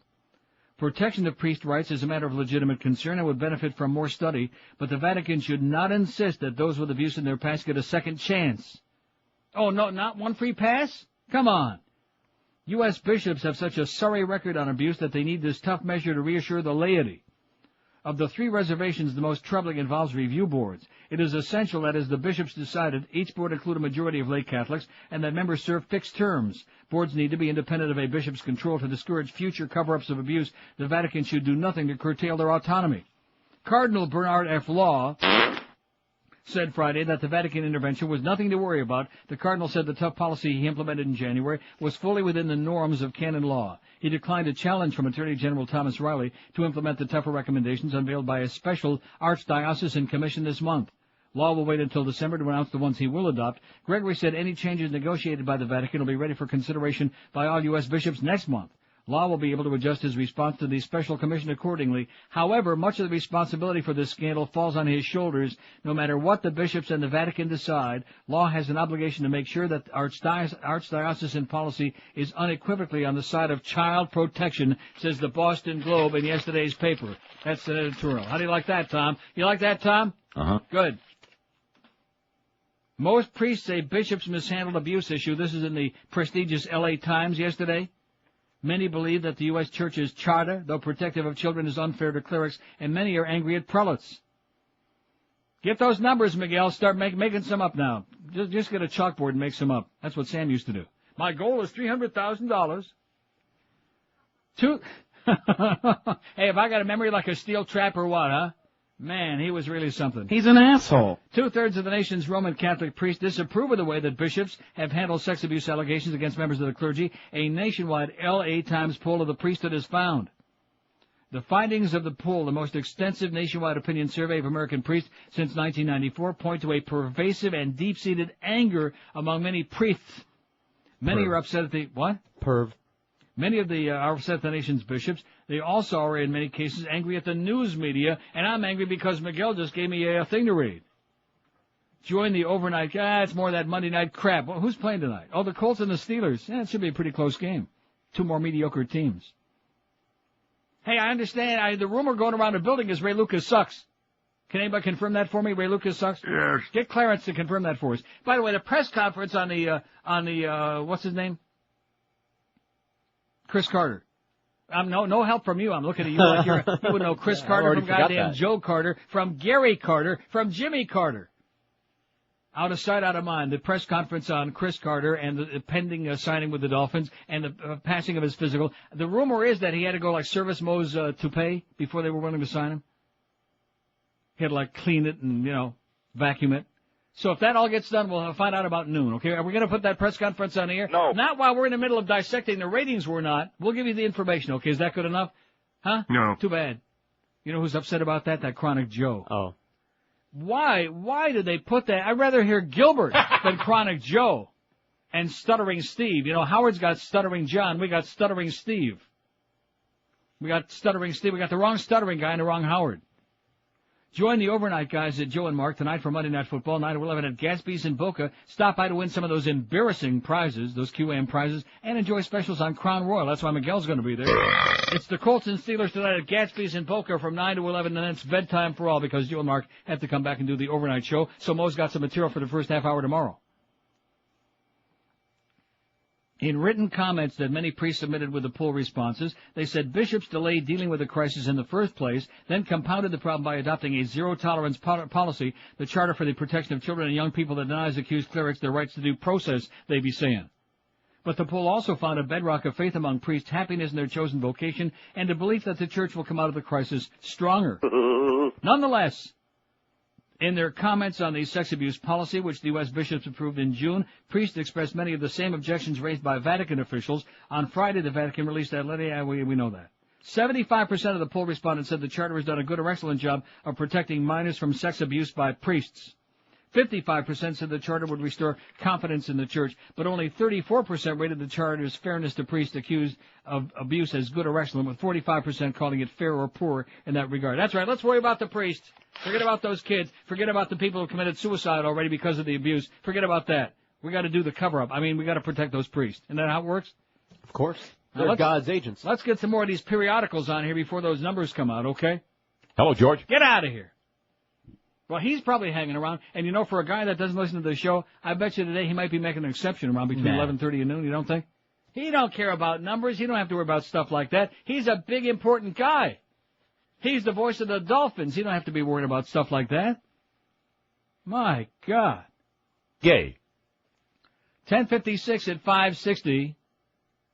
Both individuals questioned are at the Henrico County Jail. So quick thinking. Look at this picture right here, Darren. It's a bit Oh, difficult there's that to make picture out. again. And Bill Hummer is hyperventilating about that same stupid-ass picture about the ass end of that Mustang. What's that one, the grassy knoll? There's a picture of a bunch of fog. There's some trees in the back. It looks like that's a gas station over there. Look at that. Holy crap. By the way, 224 people on the poll. The media coverage of the sniper has been just another feeding frenzy a la O.J. Chandra and JonBenét. 151, 67.4%, more than two turds. Outstanding, 29. Okay, 29. And too much, 15. Like Elvis would say, too much. Hey, if you way too much, here's the answer for you, balance for life. Beast has lost 56.5, is that it? You didn't write it down? Yeah, I got it right there. Okay. I'm trying to do the arithmetic, all right? Just don't get pushy. He's lost damn near 60 pounds on balance for life, and you can do the same thing. And let me say it again to that fat ham-hock-waving Al Sunshine at Channel 4. I'd like to see you prepare those meals, okay, at any price, fatso, you little tub of lard. Yeah, it's not cheap, okay, but how much is your health worth to you? How much is like looking like a real human being and putting on some real serious-sized clothing instead of a pup tent worth to you? So if you want 3 delicious gourmet meals, 2 delicious snacks, every day of your life delivered right to your door. Talk about the convenience. No counting calories. No trying to figure out this very complicated zone diet, because they got it figured out for you at Balance for Life.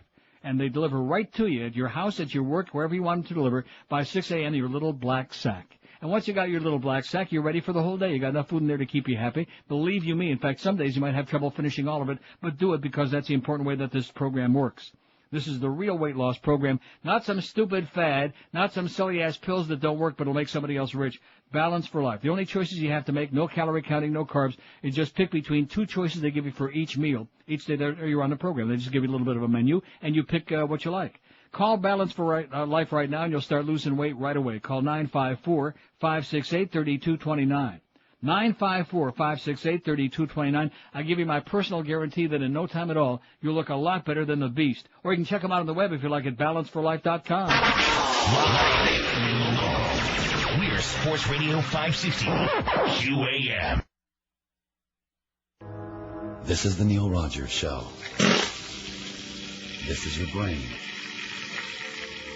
Any questions? Welcome back to this installment of the Mo Howard David. Slap me, will you? Slap me before I have a stroke, will you? Okay. Oh, why, you little... What's the big idea? You're cured, Mo. Cured, huh? Yeah. I'll give you a shot that'll cure you. There. Now, let's go to the phones. Melrose Park, behind the abandoned Panty Pride. Hello. Oh, yeah, hi, Mo. Yeah, what do you know? What do you say? I just want to tell you I love your show, man. Why, thank you. And have you seen my dead beaver? What dead beaver? The one that's glued to your head. Huh?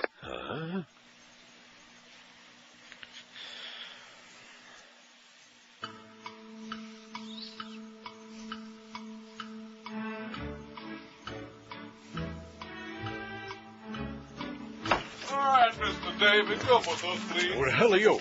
We be here to insert some wit. Wit? Wit? Why, I'll have you know I once had lunch with Wit Missile. Hey, now, what are you doing? Get your hands off me. We can do this the easy way or the hard way. Come along. Who do you think you are? You know who I am. Just step inside. Don't touch me there. And remove your pants. There you remove your pants. Bend them over, Binky. Yes, sir. Wrap them down. Not too tight. Not too tight. Hey, you! What's that? What's that long black? Oh! What's that? Oh!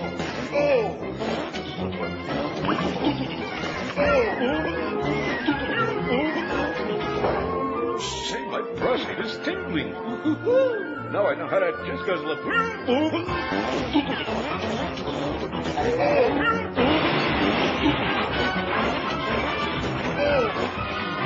Hello, George. 11:03 at 560 WQAM. Here's a fax. This fax should tell Tom Jick and everybody else who thinks they're an expert on talk radio what this business is really all about. This is the definitive fax. It says, Ray Lucas sucks. Why do you think we got rid of his ass? Signed, Mark the Jets fan. They're all out there, baby. They're all out there. They will continue listening if I sit here going, like that. So there's a difference between letting them sit out there and listen and letting them take over like on the phone. You see, little Tommy, that's what you have to ask yourself. What's the difference between the show that Neil does now and what he used to do before last February and March? What's the difference? Did I read articles before on the air? Sure. Always. Not as many, but always, if there was something interesting, and hopefully, usually from out of town, sometimes something local, but that rarely is worth reading. Except, of course, for Tom's articles, which was okay. The difference is the phone calls, which you notice he made no reference to that. Even that big piece he wrote back in March, which I think is the last time he wrote anything about radio, besides answering GW in yesterday's TV book. That's the last time Tommy wrote anything about local radio. And for a guy that's talking about how important it is to be in touch, being here in town, does he write about anything local at all? No. Very rarely. Only on the rarest of occasions. Because I hate to break the news to you, Tommy, but those network TV shows that you're so whipped up about reviewing over and over and over again before they get on the air, after they get on the air, after they get canceled, they're all over the goddamn hemisphere. They're everywhere. Even up in Canada, eh? All those same terminal shows that you're obsessed with. There's nothing, you don't have to be here to write about those, as you should know when you write about those previews when your ass is out there getting wined and dined in L.A. Seriously, I can think of very few places in the world where you need to be less than here to know what's going on, to feel the pulse. You can't complain about the pulse of this town because there isn't any. It doesn't exist. This is the land of the walking dead, Tom. 26 and a half years I've been telling people that, and you still haven't caught on. Talk about a slow learner, man. You're a little slow on the upchuck, Tom. Of course, he's got that bad indigestion, you know. Probably too many trips on visits on Mr. Ego show. Probably left a bad taste in his mouth. Or maybe he was on with Norma Kent. Isn't that the rumor that we heard, that he was on with Norma Kent not too long ago? Yes, consorting with Norma? Oh, no wonder he's got that bad indigestion. On the light bulb. 247 votes. The media coverage of the sniper has been just another feeding frenzy a la O.J. Chandra and JonBenét. 168. And, of course, we know it rhymes with JonBenét. Gay. 68% say a feeding frenzy. It's been okay, 34.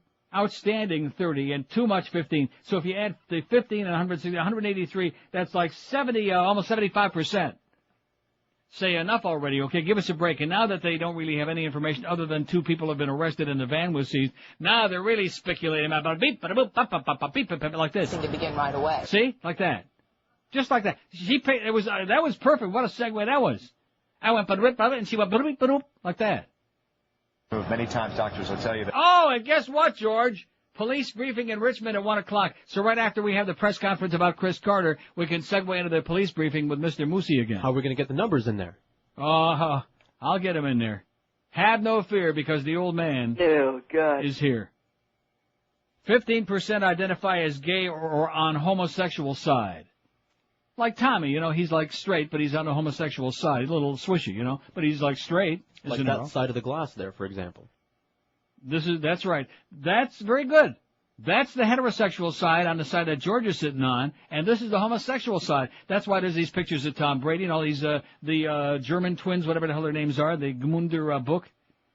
I tried to see if there's a new calendar with them. I went on the internet. They don't have no new calendar. Really? Yeah. The Stephen Underhill collection. Like that.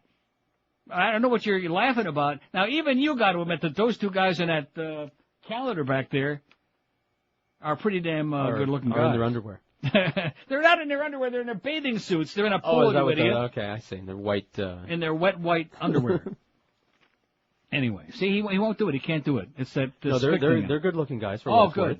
For what? For what it's worth. I didn't say you want to, do them. You want to do something with them. Just say they're good-looking guys, that's all. Because this is the homosexual side. If I look like that, you're on the safe side.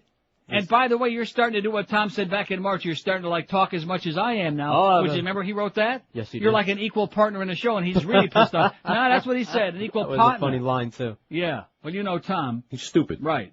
Even Mo knows that. The subject of gays in the priesthood has been hotly debated throughout the sexual abuse scandal that has rocked the Catholic Church in the U.S. Many Catholic traditionalists, including some bishops and Vatican officials, have sought to blame gay priests for the scandal. On the other side of the window, many have said the Church has increasingly come to depend on gay men who've entered the priesthood in larger numbers in recent years. Oh, yeah, in recent years, right. Despite the debate, there's been little data on how many priests actually are gay, okay, how many are really gay. The Times poll of priests asked respondents to characterize their sexual orientation. A combined 15% identified themselves as homosexual, 9% are somewhere in between, but more on the homosexual side, 6%. Well, now what is that? Oh, I see 9 and 6 makes 15. But among, 9 and 6, that's what they like. If they're 9 and 6, we're talking about the ages of the altar boys. But among younger priests, those ordained for 20 years or less, the figure was 23%. The figures, particularly for the younger priests, are higher than most estimates of the percentage of U.S. gay men, but lower than some estimates of the percentage of homos in the priesthood, which have ranged up to 50%. Anybody go for 90? 5? That figure, oh, I see Miguel's coming in with some numbers. See, I just made that up to get everybody panicky. They're not due for like another 20 minutes to a half an hour at the very least. Now, is Maddie Bell here today? We want to make sure that we've got the entire crew here. This isn't just a trend, okay? This is heavy duty today. You can smell it. That must be the pilot Mo left in the hall on the way out. Heavy, heavy duty. You can smell it all over the building. Even though it's only the summer book. See, it's not just a trend, it's a book, but it's only the summer book, which is supposed to be, if you have a bad number, you always say, it's only the summer book. That's a good rationalization. We only get half the bonus. And I can say, oh, yeah, George was on. He sucks. You know, who the hell wants to listen to him talking about eating ass, you know? Eating spick ass. Never have. Spick ass con salsa. Yeah. Mm. Can't be all bad. Salsa's good on anything is what I'm hearing. Right. Yeah. That's what I'm rearing. Cover. Rectum. Oh, God, I can't wait for another half an hour. See, like I said, this is going to be a no-lose. I think this is the first time in my life I've ever been in this position, so to speak. So to speak. Gay. No, not that position. Hey, no matter what position you're in, you want to be sleeping on a good mattress, folks. That's why you want to talk to my good paisans at Dollar Mattress, which is what I always do. When I say always do, it's not that often because a good mattress lasts you for 7 years, but they don't last forever. So if your mattress is just not getting the job done, if you're not getting a great night's sleep every night, call the folks at Dollar Mattress. You don't have to leave the house. You need to do only one thing, call 1-800-MATTRESS, and they give you the whole deal, the whole ball of wax, the whole package, as they say. Because they give you the ultimate freedom of choice of brand name mattresses from Serta, Sealy, Simmons, King Coil. The ultimate when it comes to delivery any day of the week, 7 days when it's convenient for you, noon to 2, 1 to 3, 2 to 4, etc. And they'll be there when they say they will. And they give you that 30-day in-home comfort guarantee to test it out the real way by sleeping on it and screwing your brains out on it to make sure it's the right mattress for you and what you need. And, of course, because they got the deepest selection of brand-name mattresses, no bait and swish with these guys. Exactly the one you order is what you're going to get. So pick up that phone right now. You'll be sleeping with a big, happy smile on your puss as soon as tonight. Call 1-800-MATTRESS, 1-800-MATTRES. George has TB, by the way. Stay away from him. Or check him out on the web if you like at mattress.com. Live and local. This is Sports Radio 560 QAM. There's a butt. I smell it. One family has captured the imagination of all of America. It's Al-Qaeda in the family. Killing all the infidels. Non-believers go to hell. Living in a cave that smells. These are the days. Osama bin Laden's favorite son, Saad, is taking over the family business. Funny business, that is. Oh, shut up, Edith, you dingbat. And where is that no-good meat turban son of mine, huh? Hey, you called, Pop? Al-Qaeda in the family. It's like something you've seen before. Oh, boy. Some of Mom's goat ribs. What are you going to do? Eat the great Satan to death, huh? Jeez. No, Pop. Just building up my strength for the jihad. Oh, jeez. Stop building up and start blowing up there, huh? When the son of a jackal gets a son of his own, hilarity ensues on Al-Qaeda in the family. Only on Al Jazeera TV Land. Kill some people. 11:16 at 560 WQAM. Now they got that tent built right next to the, it's not around it, is it? Next to the phone booth? No, I thought it was over it. No, there's the phone booth Oh, right I now. see. They've No, got no, a that's code. the, They've got a condom over the phone booth. You better get with it, I saw the mister. wrong angle before. They got the condom over the phone booth, and they got like a little tent next to it. They're building Tent City. And the police briefing, which was scheduled at noon, been pushed back to 1 o'clock. Yesterday, there was, I think it was between 6 and 7. They had 622 press conferences scheduled, and it was like almost 7 o'clock before we ever got to the first one. And then Moosey Man came out and said, like that, about that message. And nobody understood what the hell he was talking about, and that was that. Explosion on bus in northern Israel. Oy! That's pretty unusual news. Speaking of that, what a segue. Out of the closet into the Knesset. This is from the New York Post, Jerusalem. Israel will soon have a representative who's openly gay for the first time in the Israeli parliament's history. But he may not be the first homosexual in the Knesset. How do you like that, an openly gay member of the parliament? Tel Aviv University's physical chemistry professor, Uzi Even, not Izzy Even, Uzi Even, will be sworn in next month, believes there have been many closet gays among Knesset's members since the State of Israel's birth in 1948. I'm sure that the proportion of homosexuals among them has been the same as among the general population, between 5 and 10%, he told the New York Post on Friday. I'm sure that there was not one Knesset without homosexual members, he said. Also, I believe that some of the Israeli governments included homosexuals. Not one of them dared to declare publicly because of fear of tremendous social pressure. Friday was Even's 62nd birthday. He celebrated a dinner with his partner of 16 years and with our 24-year-old foster son and his boyfriend. The Haifa-born scientist did his postdoctoral studies at the University of Texas at Austin. Well, we know about Austin, what that place used to be. Which, you know, it's not like that anymore. No, it's not. Since they dug up Madeline. And worked at some of the top-secret Israeli defense establishments, including the nuclear reactor in Dimona. How do you like that? And he's gay. And they're not worried about, like being blackmailed and stuff like that, which I guess they don't have to worry now because he's already out. See, we got the gay banter in there today. I mean, I'm sure Tom is critiquing the show. He's sitting down taking notes. We got our usual gay banter in there, just to make sure we got our quota going. That we just don't know about yet. Well, that's everything. We don't know about anything. Do they know anything? No. They got a couple of people in custody, period. That's it. They could have shown us the gas station, the phone booth. They could have shown us the tow truck and the guy falling on his ass and them towing the van away. They could have shown us the ass end of that Mustang for whatever reason. Maybe it's like subliminal, maybe Ford is paying him off. I don't know. And then that's it. But they can't just do that because they got 24 hours to fill. Today, tomorrow, they're to fill in the hours. And we got 11 minutes before 11:30. Oh! Countdown, baby. Countdown to kickoff here on QAM. Who do you think is the most pressure on? Huh? Who do you think's got the most pressure? Me. Now we already know you're 2 months. Yeah, but we don't know about that bonus. No, but you don't understand. That pressure is on me. September, I have to bail your lazy ass out. I have to bail your measly ass-licking ass out with a good September. Otherwise, when in doubt, we're going to get screwed out of that bonus. And, of course, as far as the overall station bonus, now the Humper's been doing good lately. Humper had a real good trend last time, right? Yeah, he had a great trend last time. Probably because of Bino, I would think. So we know that he's going to hold up his fat end of the bargain, and we know the Mad Dog is going to do just fine. Although today he'll probably be a little under the weather. In fact, he might call in sick today after yesterday. And you want to know why? Why? Because Ray Lucas sucks. Oh. Don't forget at noon we got the Chris Carter press conference that you will not be hearing here on QAM. But we're certainly going to get, I'm sure that in the other room, and by the way, speaking of the other room, when Mad Dog called me in there, all I wanted to do was wave at him, and he calls me in the other day to go on the air for a few minutes. And I noticed, I haven't paid much attention, I guess, because I try to stay away from that window because I don't want to get Mo's piece flying around the room again. He gets psychotic. Look at the setup they got in there. They got like 17 different TVs, and they got satellite, and they got cable, and oh my God. It's almost like the goddamn newsroom at CNN. That's for public consumption. Don't you know VIPs every once in a while go in there? I see. So we got to impress them with what a real a highfalutin operation we got in there, and the as media, opposed the to back media. when we first came here and I had to embarrass Greg Reed into like trading out the goddamn satellite dish for them in there, the DirecTV. On this sports station, I had to embarrass him. Remember, I called the guy and I was going to pay for it, just like Muff's desk. Everything around here with these cheap ass Beasleys, you got to embarrass them into doing it. And most of the time it don't work. You have to pay for it yourself. Florida race a test for 2004 as we continue with our bedtime stories, our periodicals of the year.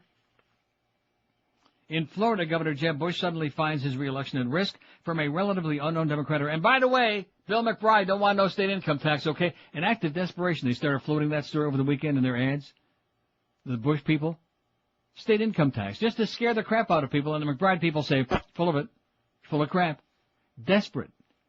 In Florida, Governor Jeb Bush suddenly finds his reelection at risk from a relatively unknown Democratic rival, sending Big Brother President George W. to prop up his campaign this week. I know his heart, I know his strength and conviction, I know his vision, the president said at a Thursday night fundraiser that was to raise $1 million for Brother and Party. Bush's reelection is one of the most watched and expensive races in the country. I hope that you'll vote for me. I honestly need your vote. This is going to be a close election, but I believe I will prevail, Governor Bush be saying. But Democrats think they may have a winner with insurgent underdog Bill McBride, a Tampa lawyer and low-key political newcomer. The latest polls show a wide-open race with McBride pulling into a statistical dead heat. McBride has polls confirming the toss-up, but the Bush camp says their polls show them still leading. Right.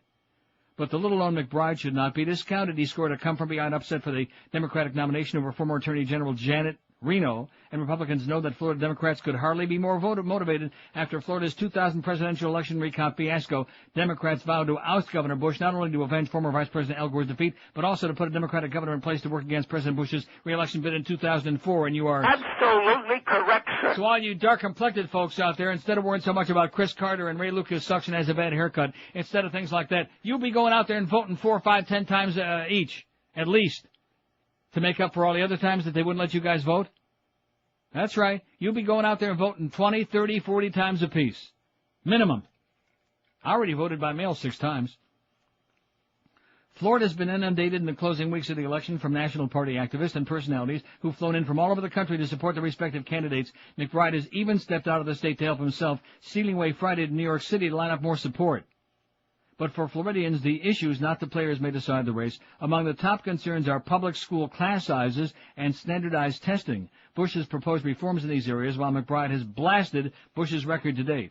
Our public schools in Florida have lost ground to every other state for 4 years in a row. If you've seen that, we now rank in Florida 49th in education and graduation rate, 50 in school sizes, 44th in class sizes, and our teachers are paid well below the national average, McBride be saying. Bush defends his education record and is now going after McBride for appearing on a radio show in which African-American host Reverend Victor Curry called the Bush administration a godless, wicked regime on a neo-Nazi right-wing mission against the American people. Well, what's wrong with that? Nothing. I never liked that Bishop Curry up until this moment. Mr. McBride has told the people of the state he should be measured by the people he associates with. He should not only just say, I don't agree with what Curry said, he should renounce it and should ask for an apology for the President of the U.S., the governor responded. There is no indication from the McBride camp that he plans to make any statement on Curry's remarks, and were he to do so, it would be a very delicate matter.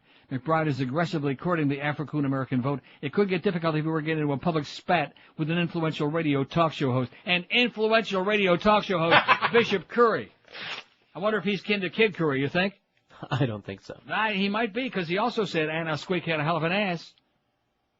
Maybe it runs in the family. Huh? Maybe they like that big fat ass. Don't forget, join the overnight guys, Joe and Mark. I'm telling you, the pressure now is just, I'm getting indigestion just thinking about it. I may have to do like a big duty in about 2-3 minutes. I'm right in my pants.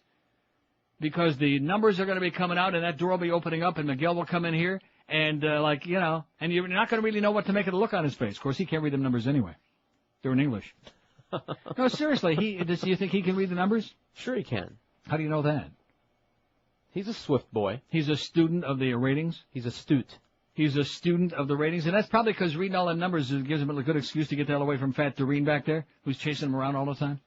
No chance, sweetheart. You couldn't, for all the tea in China. He would hop on my bones before he get near you, sweetheart. Well, he's Cuban. Join the overnight guys, Joe and Mark, tonight for Monday Night Football from 9 to 11 at Gatsby's in Boca. Stop by to win those really embarrassing QAM prizes and enjoy specials on Crown Royal. It's the Colts and Steelers at Gatsby's in Boca tonight. Now, it's 25 after 11. The countdown is on. Now, see, right at 11:30, we're not going to have any numbers, because isn't that when they start downloading, you know? And there's been a lot of downloading in this building all morning. The pressure is getting heavier and heavier and thicker. Wow. Man, it is getting like psychotic in this place now. Jesus Christ. Because we're waiting for the summer book. And like I said, ordinarily, who cares? But in this particular case, there are a lot of asses on the line, if you catch my drift, George. A lot of asses on the line. And especially after the other day when your good friend Suds called in here, which you thought was just he was being friendly and was bemoaning the fact that he and Rick are out of work and just getting really bored. I don't want to suggest that there are people waiting in the wings who just love the opportunity to fill that big vacuum in the summertime. I just mentioned that. But. Hello, George. 26 after 11 at 560 WQAM. Let's face it, you've been hearing about Fast Train for a long time. Wondered if it makes sense for you. Well, the facts are simple. If you have the dedication, Fast Train will provide you with the necessary training to become a certified computer professional. According to Time Magazine, the demand for computer professionals will continue to explode, just like things are exploding around here now. Our average student completes the training in just 4 short months, attending school 3 nights a week. Once you've completed your certification, Fast Train will assist you in getting your new computer job. Fast Train invites you to come in and visit our trained career counselor and determine which track is ideal for you, Pompano Park or Gulfstream. Call Fast Train toll-free 1-866-FAST-TRAIN to set up that appointment with 4 convenient locations. They're in Kendall, Miami, Pembroke Pines, and Fort Lauderdale. There's a Fast Train nearby you. Don't forget to ask the career counselor for a list of students like yourself who are currently in their dream job. So don't just dream about it, do it. Call Fast Train 1-866-FAST-TRAIN. You could be working in that new job before spring. That's 1-866-FAST-TRAIN, or check them out on the web at fasttrain.com. Live and local. We're Sports Radio 560 QAM. Don't have a penis. Baby, launch a couple missiles toward a place we know. And aim 'em at a fella whose first name begins with O. There's one thing we all understand. Al-Qaeda won't be finished until we blow up Pakistan. Kill some people. We could chase them round forever with our tanks and all our troops, but special forces are so tired of jumping through them hoops. You know we need another plan, so let's cut out all the nonsense and go blow up Pakistan. Loan me $50. Al-Qaeda needs a nuclear tan. Why don't we stop pussyfooting and go blow up Pakistan? Probably because they got the bomb. Boom, boom. Yeah, exactly like I said. 11:31 at 560 WQAM. Here comes the big moment. Here's the numbers, folks.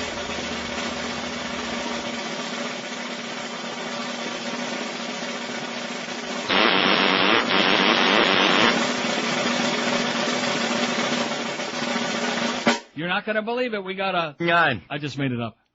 Yeah, we don't have any numbers yet. I could say we got a 42 share. That's a good idea. Let's just start making it up as we go along. It'll be a lot more exciting. Morning's had a 0.2. It's just a joke. No, we got to pull for him to get a big number so we can get our full bonus, don't we? And of course, if Mo has a bad number, we know who we're going to blame for it because his producer, who was unprofessional, has been blown out of there. The bald-headed beast who's sitting right in the other room right now eating his balance for life. Now, I think we'll blame Zach. Oh, Miguel has just walked in the room. He's got a quizzical look on his face. He's got something in his hand? What is that? Are those not... Boy, 11:32 and we got numbers? Now, did you look at these? Miguel, did you... Oh, he didn't... This is amazing because these are like pristine now. Mine eyes have seen the glory of the coming of Peter North. Uh-oh. Where are we? Are we in here? Which ones are those? The whole, Oh! I beg your pardon? Are those the 12 plus? What 12 is that? plus. The whole thing? Monday through Sunday, 6 a.m. to midnight. We have got problems, folks. Oh. Number 1, WEDR, your Schwo station. 7.3 share. WEDR. Number 2,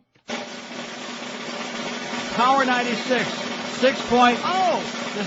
This is 12 plus. Nobody cares. Huh?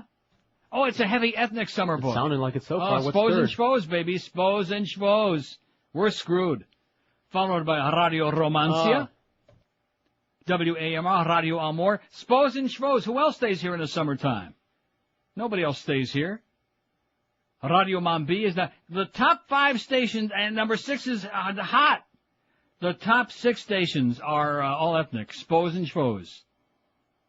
We're doomed. Oh, my God. Well, wait till I've seen our number. It's not on the second page. Oh, Party Radio. Guess what? I don't want to say it, but I think the party's over. Yeah. Now, I realize this is not their demographic. It's 12 plus, but they're down from a 3.0 to a 2.9. And what did Power have? A 6.0. They're second, and Party's 14th. It's all over, baby. That's my opinion. I'm Mike Disney. Yeah. WQAM. Oh! Now, keep in mind, this is 12 plus. Maybe we just don't have a lot of old people, or young people, or in between. Oh, here's Miguel coming in again. I better give you our number. IOD had a 3.1. We had a 2.5 down from a 2.8. Of course, most of that I'm sure can be attributed to George. I mean, now what do you got there? Don't be walking off to the side, you asshole. Jesus K. Christ, man. That Miguel, what a putz. That's my opinion. I'm Mike Disney. 6 to 10 a.m. in the morning. Uh-oh, here we go. Now comes the pressure, because now we're starting to get actual day parts. 6 to 10 a.m. And I also have middays 12 plus, George, in my hand. I got them in my hand right now, 12 plus. Woo! Not on the first page. Not on the second page. Not on the third. Now, that can't be right. George didn't show up at all. He had a 0. Oh, there you are. Anyway. Okay, let's take a look at the mornings here, okay, shall we? Persons 12 plus. First page. Is Mo on the first page? No. No. Let me get my handy little stapler over here so I can do this all at the same time, because Miguel's got these neatly, man, this is known as your death knell book. And the guy that wanted to know how we get these numbers, they pull them out of a hat. They pull 50% out of their hat and 50% out of their rectum. Ass. Let's see. Mornings, power 9. Number 1 is EDR. Number 2, Radio Mambi. Radio Amor.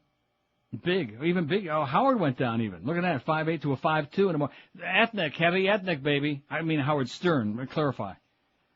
WIOD 3.2 in the morning, same as the previous book. At least they're consistent. I don't see Mo on this second page either, Beast. It's the Beast that done it, baby. Must be him. Not much change. 2.4 to a 2.3. Flat. Of course, that includes the 9 to 10 hour. Which means mornings could be 12 plus, like a 1.9, like in the ones. And you're laughing. I'm serious. I'm just telling you right now, boy. Ones? Oh, my God. That would be like an embarrassment, almost as embarrassing as these numbers that George got. I don't think I bailed you out at all in September, man.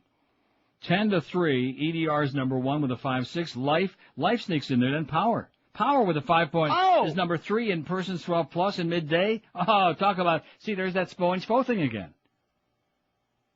CMQFM. There was no non-ethnic Scott Diaries in this book. IOD went down from a 4.4 to a 3.9. And middays, 12 plus, we went from a 4.5 to a 3.3. From 6 to tied for 12th. Who are we tied with? Y100. What? That's right. Yeah. That Persons? 12 plus. So the verdict is still out. You might pull out a number in men. Yeah. You might pull one out here. Do you think so? No. What about the Humper, huh? At least he's on like in a time period where it's his number. Okay, 3 to 7. What you see is what you get. Let's see how the Humper did in here, huh? Because right now it's looking like middays took a real precipitous crap, huh? I heard bad. Humper did bad? That's what I heard. IOD, let's see, it's Tom Schmidt. Call up Leon Harris. Call up Leon Harris at CNN and see how he'll say it. Start with Kirby Puckett. Come on, Leon. And then Tom Schmidt. He went up 2.8 to a 3.3, Tom the Schmidt man. So they not only like Lardass, they like Lardass Jr. QAM 2.8 to a 2.5. Not that bad. Not the kind of drop like we had. No. You notice George's voice cracking on that. No. Fading away to nothing. Oh, my God. Well, but this is 12 plus, keep in mind. The younger demos, we might have kicked some serious ass. What do you think? No. I think we just sucked. I think we had like a death knell. And, of course, Tom Jick is right. All those stories, I come back in September, couldn't bail you out. That's because all those goddamn periodicals. I think we have to go back to the stupid-ass phone calls again. Don't you? No. Now, what did we have in the last trend in 12 plus? Do we know? Do we have those trends around somewhere? They're around somewhere in a pile. Oh, Miguel's running here again. Gee, I better get my stapler out. I can't keep up with him. Now, what do we got now? Oh, 18 to 34. You're going to have to get a magnifying glass out for 18 to 34 for this station. We don't have anybody 18 to 34, do we? No. No way. Let's see. Overall, EDR number 1, Schwarztown, baby, 11.8 share. Although that's down a little bit for them. Power from a 9.8 to an 11.3. Oh! Down the hall. What's that crap they played on the hall? Power with an 11.3 share. Party Radio 6.2. So even though they actually went up a little bit, they're a distant third. They're way behind Power, man. They're sucking wind. The Coast 5.2. Y100. Zeta. Now this is overall. See, so now let's see. Well, we're not going to show up on here. QAM, are you people Schmidt and me? From a 2.0 to a 1.2. That's the overall. 18 to 34. Man, oh man, you talk about an invisible demographic. We don't have anybody under the age of 100. Wait till we get those 90-plus numbers. We'll look pretty good. You wait. People too old and feeble to change the dial. Like Tom Jicker, for example. That's all we got left. Man, I have a feeling when these other numbers start coming in, you think you're sick now. Just wait. We're going to be gagging and puking, and we're going to take the heat for it, too. Not Mo. Of course, now this is, keep in mind, maybe Mad Dog had a bad number. Well, let's hope. Woo! Pretty sad. Pretty bad summer here, folks. Thank God I wasn't here to see it. Thank God I'm getting out of here again soon. Man, I hate to see these grown people crying. 20 till noon at 560 WQAM. Here's something good for your health. Oleomed Mediterranean formulas. They're advanced combinations of pharmaceutical-grade olive oil combined with a lot of good stuff in there. Vitamins, minerals, herbals, other nutrients, scientifically designed to provide natural nutrition solutions to help you support specific health needs. Look for Oleomed's 3 new formulas. They got one to help you sleep, one for weight management, and CoQ10, all using the benefits of pharmaceutical-grade olive oil. And Oleomed's an outstanding product. It's available at Publix, at Eckerd's, at Walgreens. If you'd like to get more info, call Oleomed toll-free at 1-866-OLEOMED.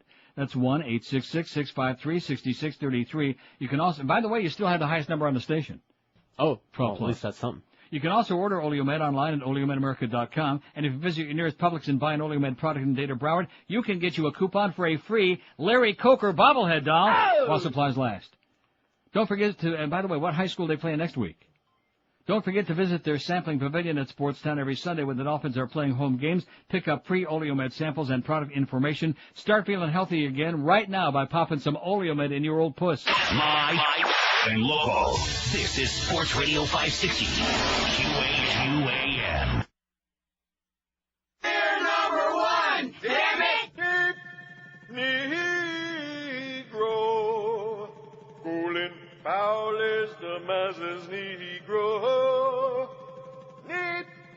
Negro. Cool and foul be a right-wing schwo. Another trained monkey. Of white man Bush. Cool and foul is the masses Negro. Spreads his cheeks to kiss his tush. Rectum. Cool and foul is the masses Negro. Stepping and fetching at the whim of his white master. Cool and foul is the masses Negro. Caters to the needs of the globalist crackers. Cool and foul is the masses Negro. And Uncle Tom subservient coon. Cool and foul is the masses Negro. A quisling black slave boot lip spook. Cool and foul is the masses Negro. Yo! Cool and be, cool and be, cool and be, cool and be a slave Negro. Cool and foul, yo, that would he be do. Okay. Now, what are you trying to say, George? What are you saying? We're number 1, damn it! This could be one of the great... Oh, not a good number. Oh, well. Man, talk about number 1 by default. Oh. Now, what did we have in the last trend? We actually went down. 6-1. Oh, that's right. Yeah. Well, we got a 5-9. But don't forget, we were lopping off like right, July. Huge giant. June? There was some huge month there that we were losing. Right. So September couldn't have been all that bad. Even reading all these periodicals and bedtime stories, it couldn't have been that bad, little Tommy, because... We're number 1! Damn it! Hallelujah. So let's see, men 25 to 54. Overall, number 4. 4 or 5, from a 5.6 to a 4.5 share. You people out there don't know what these mean. It means that George held on with a very crappy number, but still, say it's like winning a race by a nose instead of by 10 lengths. You know what I'm saying? So July must not have been terrible. August was awful. Awful. August was an embarrassment. If I was you, and don't forget, I had that one extra week off in August and was also sick most of the month. It was almost all George all August. Almost all George all August, and August was like, and then September was. Now is Duff figuring out the monthlies for us? Come on, get on that, Muff. Don't just be wandering around here so leisurely. Get on, get your pen out. He says that's Clarence's job now. Clarence can't count that low. I mean, let's see now. What did the Humper do? I'm sure that Hank is out there listening. Not bad. Actually, now this is interesting. His share went down slightly, but his position went up, which I'm sure helps him out. Huh? He went from fourth with a 5.3 to second with a 5. Oh! Basically, there was nobody here this summer. Party Radio is number one in men 25-54 in the afternoon with a 5.4. I told you they're kicking ass. Men 25-54? Men 25-54, 3 to 7 p.m. Party Radio. Nice going, Disney. Because when the Humper is on, believe you me, it's time to... Party. Yeah. Power went up in a share, but yeah, from a 3.7 to a 4.6. This is the strangest book I ever done seen, you know it? The Schmidt guy, he went up. I'm saying it right. I know what I'm saying. I'm not Leon Harris, okay? I don't do Kirby Puckett. Now let's see, what do we got here? A 5.9. Now, the average quarter hours went way down, and the Q went way down, and the listening went way down there. But that's 10 to 3 still.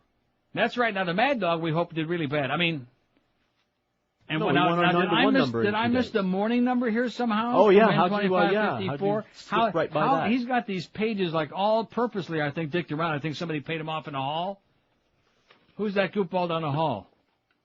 Okay, here we go. 6 to 10 a.m., men 25-54. This is what we live and die by, boys and girls, all you people out there trying to figure this out. This is what we're... Tom Jicker, write these down, baby. Big. As George goes, so goes Howard Stern.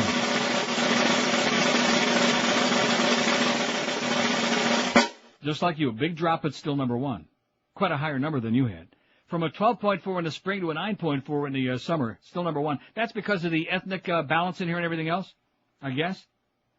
Like Zeta, they're still tied for second, but they went from a 7.7 share to a 5.7 because they don't have enough Schwarzers listening, I guess. Or Spix. Radio Ritmo went from 9th to 4th. See what I'm saying? 9th to 4th? Who the hell are these people? Can WCMQ-FM went from 12th to 7th? Ho-ho-ho. Spos and schvos, baby. You white folks out there, you don't have a chance. Uh-oh. Oh. What happened? Stitch? Paper cut? No, I just looked at the second page. Ah. At least it's on top of the second page. From 4th for a tie for 7th. The Momeister. From a 4.6 in the spring book to a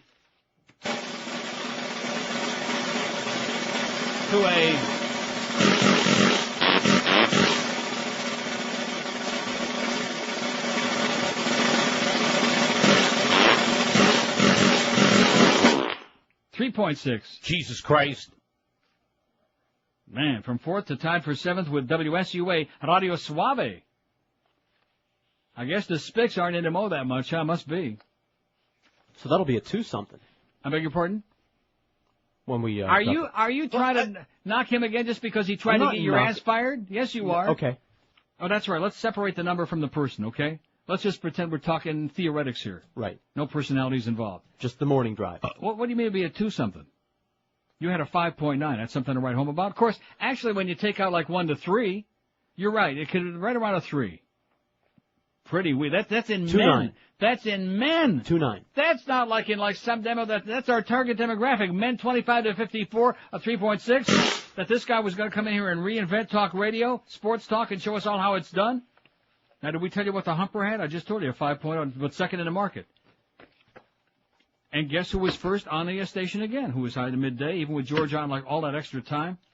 So they can, what's his name? Your good close personal friend, Petey Lenny, can run all around a building stabbing you in the back. I can't sell middays in the summer. That goddamn little spick is on it. Still got the biggest number by far on his radio station in middays.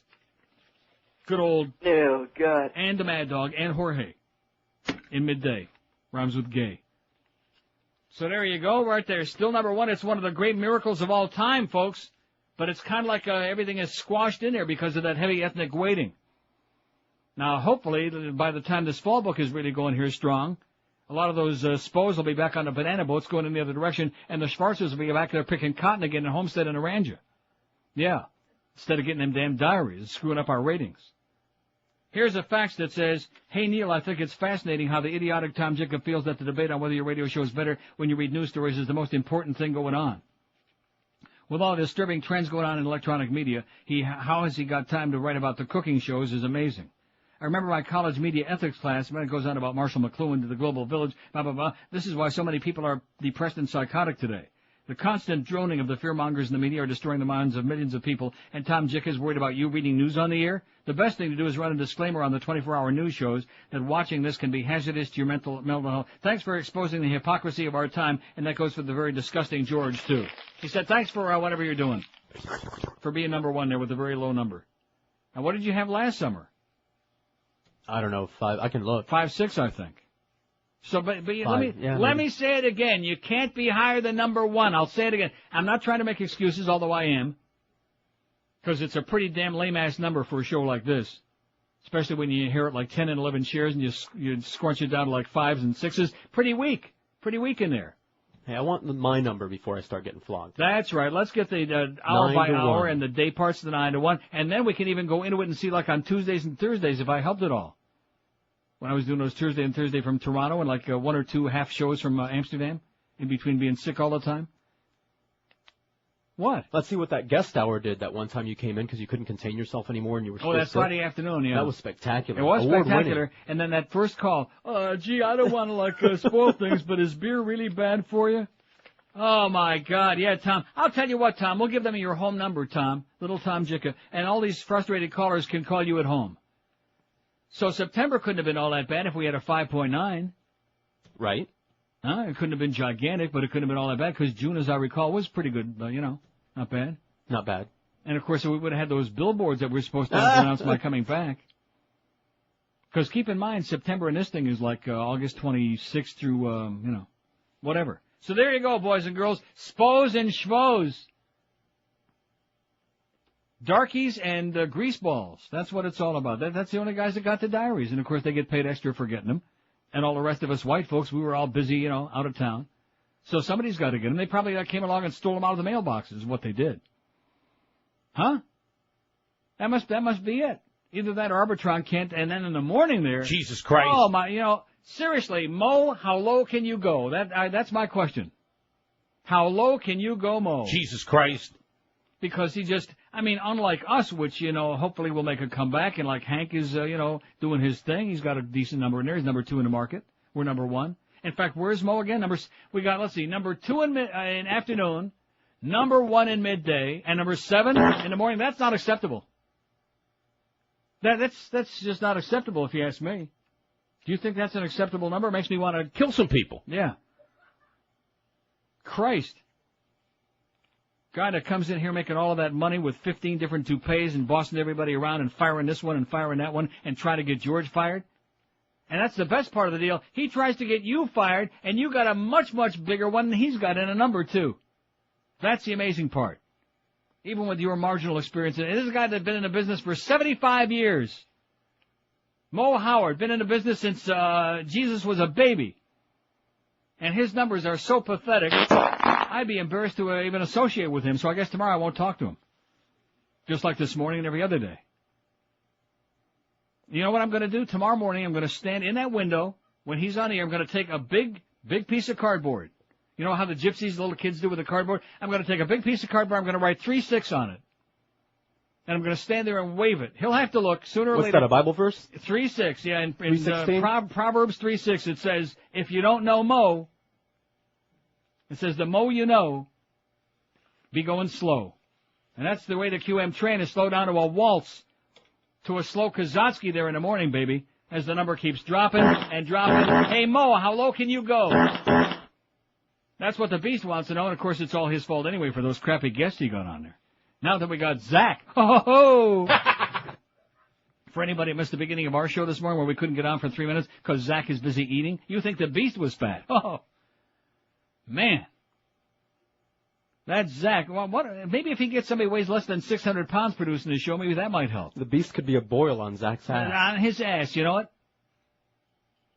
Speaking of boil on your ass, how about Delights of West Boca? That's right, a lot of fat people out there, that's correct. Your low-carb, sugar-free Atkins Diet Superstore. They got a terrific selection of low-carb cookies. Not just one flavor, but 14 different cookies from 3 different bakers. I have them all. I do. I don't have any of them. They're delicious, and if I had to pick a favorite, I could... Well, what kind of copy is this? I don't have no goddamn cookies. What are you talking about? But it says here they're all great. Peanut butter, chocolate chip, lemon, coconut, or all sugar-free or low-carb. You can stop by Delights and sample any of their products. When you stop by Delights, say, you know, that P.D. Lenny's a moron, okay? And they'll say, yeah, you're right about that. And, of course, at Delights, you can try it before you buy it. So don't go, oh, look at this. Don't toss your cookies. Oh, this is brutal. This is brutal, P.D. Lenny. He must have visited Steve M. Extra this weekend. Delights gave me a loaf of their new low-carb bread called Sinfully Low-Carb Bread on... That's right, P.D. Lenny handed it to me on Friday, and I put it off on the side. You know something? I don't know if we're going to have to scratch this spot away. If you could read this piece of copy, you would go like that. It's got like, Nuba, jammin', So go over to Delights of West Boca and go, like that. And say, hey, do you have the number of Steve M's house? Because P.D. Lenny's using up all his goods. Anyway, they got all the Atkins stuff you need in this one great store. And, of course, they're open 10 till 10 every day on the corner of Glades and 441 in Boca. Call them at 1-877-LOW-CARB and complain bitterly about this awful copy. Or check them out on the web at lowcarb.com. Delights of West Boca, who apologize for P.D. Lenny being what he is. Live and local. This is Sports Radio 560. QAM. It's Steve Goldstein, but you can call me Geldy. Whenever I'm in town, I listen to... Wait a minute, I am in town. It's the 12 to 1 hour. With some crack in her shoe and some Xanax in her purse, she's the rank skank governor's daughter who resembles Afterbirth. She knows that dad is the guff, so if she breaks the law, well, that's tough. It ain't none of your goddamn business, so just keep your big mouth shut when it comes to family values. A prime example for all of you. There ain't nothing like the morals of the good Bush family, so with some crack in her shoe, no other foot powder will do. It makes your feet want to tingle and dance all day. Come on, you bitch, dance! That's right, you spoiled peanut brat! I'll get you! Dance, bitch! Okay, 12:03 at 560 WQAM press conference in Richmond, Virginia, 1 o'clock. So if you're wondering, you know, it's not that we're ignoring that, but there's nothing going on. I mean, I could put that on the air. In a rapid Well, there's that picture. 2 people in custody, and we saw the ass end of the Mustang again. There's those photos again from the Brownie camera by that Brownie. Brilliant. Yeah. Wonderful. And it says invoice on the window again, if you can read from right to left. So here's last year's number, huh? Now I'm looking at that morning number. Now, how do I do this? Of course, first of all, keep in mind that was 6 to 10. Well, you got hour by hour there. So. Will you shut up and listen to me? But 6, 6, 10, 1, 12, 9. So 13 divided by 4 is what? 3, and change. Yeah. Pretty weak. Pretty weak. So it looks to me like they did even worse than he's doing. So let's take back what we said about Mo, huh? No. No, but of course he was going to come in here and revolutionize and restart and do this and do that. Isn't that correct? Correct. Now what's this other one you got here? The first summer. Oh, and then look at their numbers in the morning in that book. Woo! They had a 5-1, and then we had a 3-3, and he's got a, what, a 3-6? Oh, that's right, but his 3-6 is, not, that's right. 2-9. Sorry, guys. Sorry, Joe Rose. Sorry, Geldy. Sorry, Defoe. Well, not Geldy. What? 2-9. That's my prediction. Because you're goosing him up there with that 9 to 10 hour. So he's either like got just barely a 3 or like under a 3. Not too impressive for all that kind of money, for all that big, highfalutin talk, you know? All that stuff. But midday. We're number 1! Damn it! The media coverage of the sniper has been, we asked on our poll on NeilRogers.com, just another feeding frenzy like O.J., Chandra, and JonBenét, 231, 69%. It's been okay, 42, you said that. It's been outstanding, 36. Too much, 25 out of 334 votes. Boy, I'm just drained from that experience. You know, that was incredible. Let's just read all now. What station do they usually call about? Magic? We got some assholes guys that work over at Magic. They want Magic. They want Zeta, of course. Well, let's see how Men 2554. Let's take a look, shall we? Huh? A lot of the audience out there doesn't care about this, and you know what? Too bad. Turn on Rush. Turn on Bill O'Reilly. Listen to some of that good old right-wing propaganda. Listen to some of those NRA people tell you about our guns are great. Listen to Wayne LaPierre squeezing it. Let's see. Zeta morning, like I said, very bizarre, because it's like everything was compressed because of this heavy ethnic weighting. So numbers that went down, shares of the audience went down. In other words, you didn't have to have a big number to be way up there. Like Zeta dropped from a 7.7 share to a 5.7, but they're still second. Right. In the Morning and Men. Second to Howard Sperm, who, again, went from a 12.4 to a 9.4. Like the listenership went way down. So basically, this is not only did we do okay, held our own, but this was not a strong talk and that kind of, you see what I'm saying? Yes. Do you? I do. Other than Schmidt guy. No, I'm not going to say. I'm not Leon Harris, okay? I know my Schmidt, mister. I just like fooling with it. I like diddling with it. Well, let's see what he did. Look at that, 3-6 to a 4-3 in the afternoon. Maybe they figure because he's like a minor league lardass. Now, what did lardass do at midday, huh? Flat. 5-3 to a 5-3. Well, if you like talking, but what? 5-3. He was third with a 5-3 in the spring book, but now tied for second with a 5-3 in the C. So in other words, a smaller number moved you up on the ladder. If I like talk what? If you like talk radio, but you don't like sports. Who says I like talk radio? If an audience person likes talk radio, but they don't like sports talk, what do they listen to in the afternoon? What's there for them? Schnithead. What time's Norm on? Oh, in the morning, I'm sorry. Now, let's see. 3-6 to a 4. So, in other words, even though they're right. Now, what about Phil? Men 25-54, 7 to midnight. Because he threw in a big trend in there. I don't see him on the first page, though, you know? Phil, I can't. Are you sure? Don't see on there. 7 to midnight, Men 25-54. QAM, 3-5 to a 3-6. Went up at night. That's the Marlins. We love the Marlins. They are the best. 3-6. That sounds like a familiar number. So even the Marlins tied, well, I don't want to say his name. What am I looking for on here? I'm looking for INZ? Or no, he's on that's right, I'm looking for the wrong callers. Look at that, like I said, 6-0 to a 6-1. Second tonight, 7 to midnight, Phil Henry. Are you positive?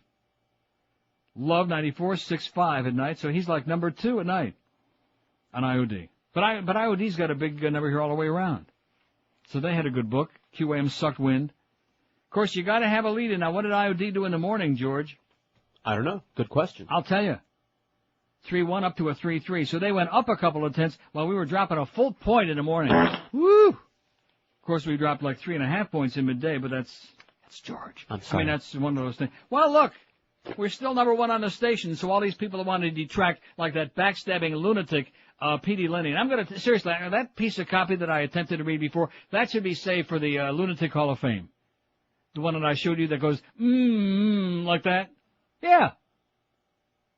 What is this man on? What is this man on? And will they let him bring it to Vegas when they go away on there? Thank God they're all going to be leaving in a couple of days for a week. Oh, won't that be a blessed relief? Yes. The whole sales department is going to Vegas for a week. Won't that be great, Pally? Yeah. I'm bringing my roller skates. Don't forget, join the overnight guys, Joe and Mark, tonight for Monday Night Football, 9 to 11 at Gatsby's in Boca. Stop by to win prizes and enjoy specials on Crown Royal. That's tonight. Colts and the Steelers at Gatsby's in Boca. Say hi to Joe and Mark and tell them how much you enjoy hearing their material the second time between 6 and 6:30 every morning. How'd they do? We don't, how do I know? Don't we have like a major, just one big sweeping over night?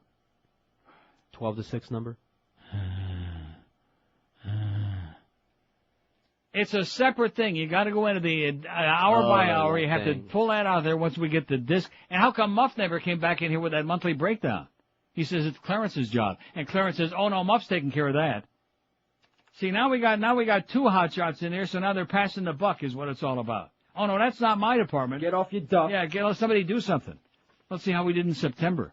See if we're on the road to recovery or not, because that's going to have a lot to do with my decision about whether to continue with the bedtime stories and the periodical stuff, or whether we should go back to those great phone calls and do the show the way little Tom Jicker would like. And maybe we can bring him back on the air to burp on the air again, in between telling us about all these great shows that we don't watch, all these great sitcoms that nobody who listens to this show watches. 9 minutes past noon at 560 WQAM, where we're number one in midday, baby. In men, number one. It's a miracle, but we're number one. We're hanging on by our thumbnail. You know, Castaway Seafood Company knows seafood. They pride themselves on serving you the freshest seafood in the universe. Fresh fish that is never frozen, prepared just the way you love it. Grilled, blackened, or broiled. Signature Castaways dishes include sesame seared tuna, cracked conch, and unbelievable homemade chowders, which I'm still waiting for some of those homemade chowders. When do you want them? I don't mean them. I mean, because I don't want the fishy one. I want the clam chowder. Yeah. Anytime. Like tomorrow would be good. Castaways also features grilled certified Angus beef, burgers, filet mignon, or how about a huge, succulent, mouth-watering New York strip steak? Castaways offers great daily lunch, early bird specials, and every Wednesday night is karaoke and ladies' night with free drink for the ladies. Join the Castaways tailgate party at the Hogfish Bar for weekend and Monday night football specials while you watch your favorite games like tonight, the Steelers and the Colts. Castaway Seafood Company with full, oh, that's right, and that press conference should have been taking place any minute now about Chris Carter. The Castaway Seafood Company has got a full bar. They're open 7 days a week. They're located on the southwest corner of University and Griffin Road in Davie. If you're looking to cater your next home or office party, Castaways will do a super job of that for you, too. Castaway Seafood Company featuring seafood so fresh, it'll slap you right on your puss. Live and local. This is 560. The radio's all yours now. QAM. You thought that I was dumb and stupid? Hello. Hello, Tony. This is Buffalo Bill. Oh, yes. How are you, Bill? I'm fine. Splendid. I look more like a woman now. What can I do for you, Bill? I want to know why I'm not in the new Red Dragon film, Mommy. Really? I saw the new film. There's no one to put the lotion in the basket. Bill, you were killed in the Lambs film. So, I play a much better psycho killer than Art Carney. Art? Oh, you mean Ed Norton? Like I said, Mommy, he looks good for his age. Ed Norton? No, Art Carney. No, that's not... Now I have to work with Tony Shalhoub. That's why I'm quiet today. I'm afraid it's much too late now. No, that screws up all my plans. It just wouldn't work, Bill. How about it, Tony? Can you help me out for old time's sake? Can't do it, Bill. Tell Mommy I always liked you. It was only the lotion in the basket. Well, it was good hearing from you. The lotion in the basket. I have to go now. Get my peepees tucked so tight between my legs. It feels so nipper like a lotion. See you around, Bill. Mommy. 12:15 at 560 WQAM. So men 18 plus, 6-1 to a 6.0 from the June book to this, from the spring book to the summer book. So that's not bad. Still number one by almost a full point. What's wrong with that? I'll take it. Yeah, you'll take it because I bailed your ass out again in September there, evidently. And the clearance right now, as a matter of fact, is doing the extrapolations. We'll take a look and see, like July, August, and September. We'll see what happened there. We'll see how it lays out. Because August, of course, was a little on the rough side. And quite frankly, not that I'm rationalizing, but if you take away the ethnic factor from this book, we wouldn't have done all that bad. Even your buddy Mahone, he wouldn't have done all that bad. Huh? He had a 4.0 in men. I thought he was big among the Esh But, of course, that includes 9 to 10 in Right. men, see? Right. Like I said, he didn't do too good. Now, Larry in Jensen Beach faxes me this, that the Bush people, the Jeb Bush people, are circulating around because they're desperate. Will you help us stop Bill McBride? No. No. The latest public opinion poll has Bush 49%, McBride 48%, it says here. Mr. McBride is the candidate the Florida Democrat machine politicians have tapped as the one they want to be our next governor. I thought he won the primary against Jana Reno. Last time I checked. Yeah. No, but the machine politicians have tapped him. If the Democratic machine succeeds, this election will not only change the direction of our state, thank God, it will have major political implications nationwide. Thank God again. If liberal Democrat Bill McBride wins in November, according to an AP article written by David Royce this week, it would be much easier for a Democratic candidate to defeat President Bush in 2004 with the help of a Democratic governor stumping for Florida's 25 electoral votes. Oh! President Bush won the state alleged by 537 votes over Gore in 2000. This is one big reason why we must stop Bill McBride. This is from the Bush people. And then they asked for money, of course. Just a few months ago, the conventional wisdom was that Jana Reno was going to win the primary election, and then we would defeat her in the general election. But a lot has changed over the summer. Our Stop Reno Re-elect Jeb campaign was so successful, we were able to help knock off Jana Reno in the primary. Right. And save Florida from definite tax increases. Right. Now, with the help of the state's biggest union bosses, Bill McBride is only 1 point behind in the race for governor. Big-name Democrats in Florida and nationwide are pouring in money and resources to influence our local governor's race. My name is Michael Mida. I was chairman of Americans for Jeb Bush. We succeeded in our mission to defeat Janet Reno. With our Stop Reno, with the support from thousands of Floridians statewide, we were able to put on radio ads. They need more money. Do they need more money? No. They sure as hell don't. They got more money than God. But they're begging and pleading, and you know what they are? You know what the word is? Desperate? Very good. That's the word. See, that's why George held his own there in the summer book, in spite of all your negativity out there. People like Petey Lenny and certain others in his building that want to give George a pile of crap. Bob Herbert writes in today's New York Times, Dancing in the Dark. He says there may yet be a way to avoid the war with Iraq that President Bush appears to be so desperately wanting. But if the U.S. does go barreling into Baghdad, with or without the sanction of the UN, the American people should at least have some clear sense of the potentially very heavy consequences that may ensue. The Bush administration, with its muscular rhetoric and its trumpeting of a new generation of weapons, even smarter than those used in the Gulf War, would be happy to have the public think of the war as little more than a walk in the park.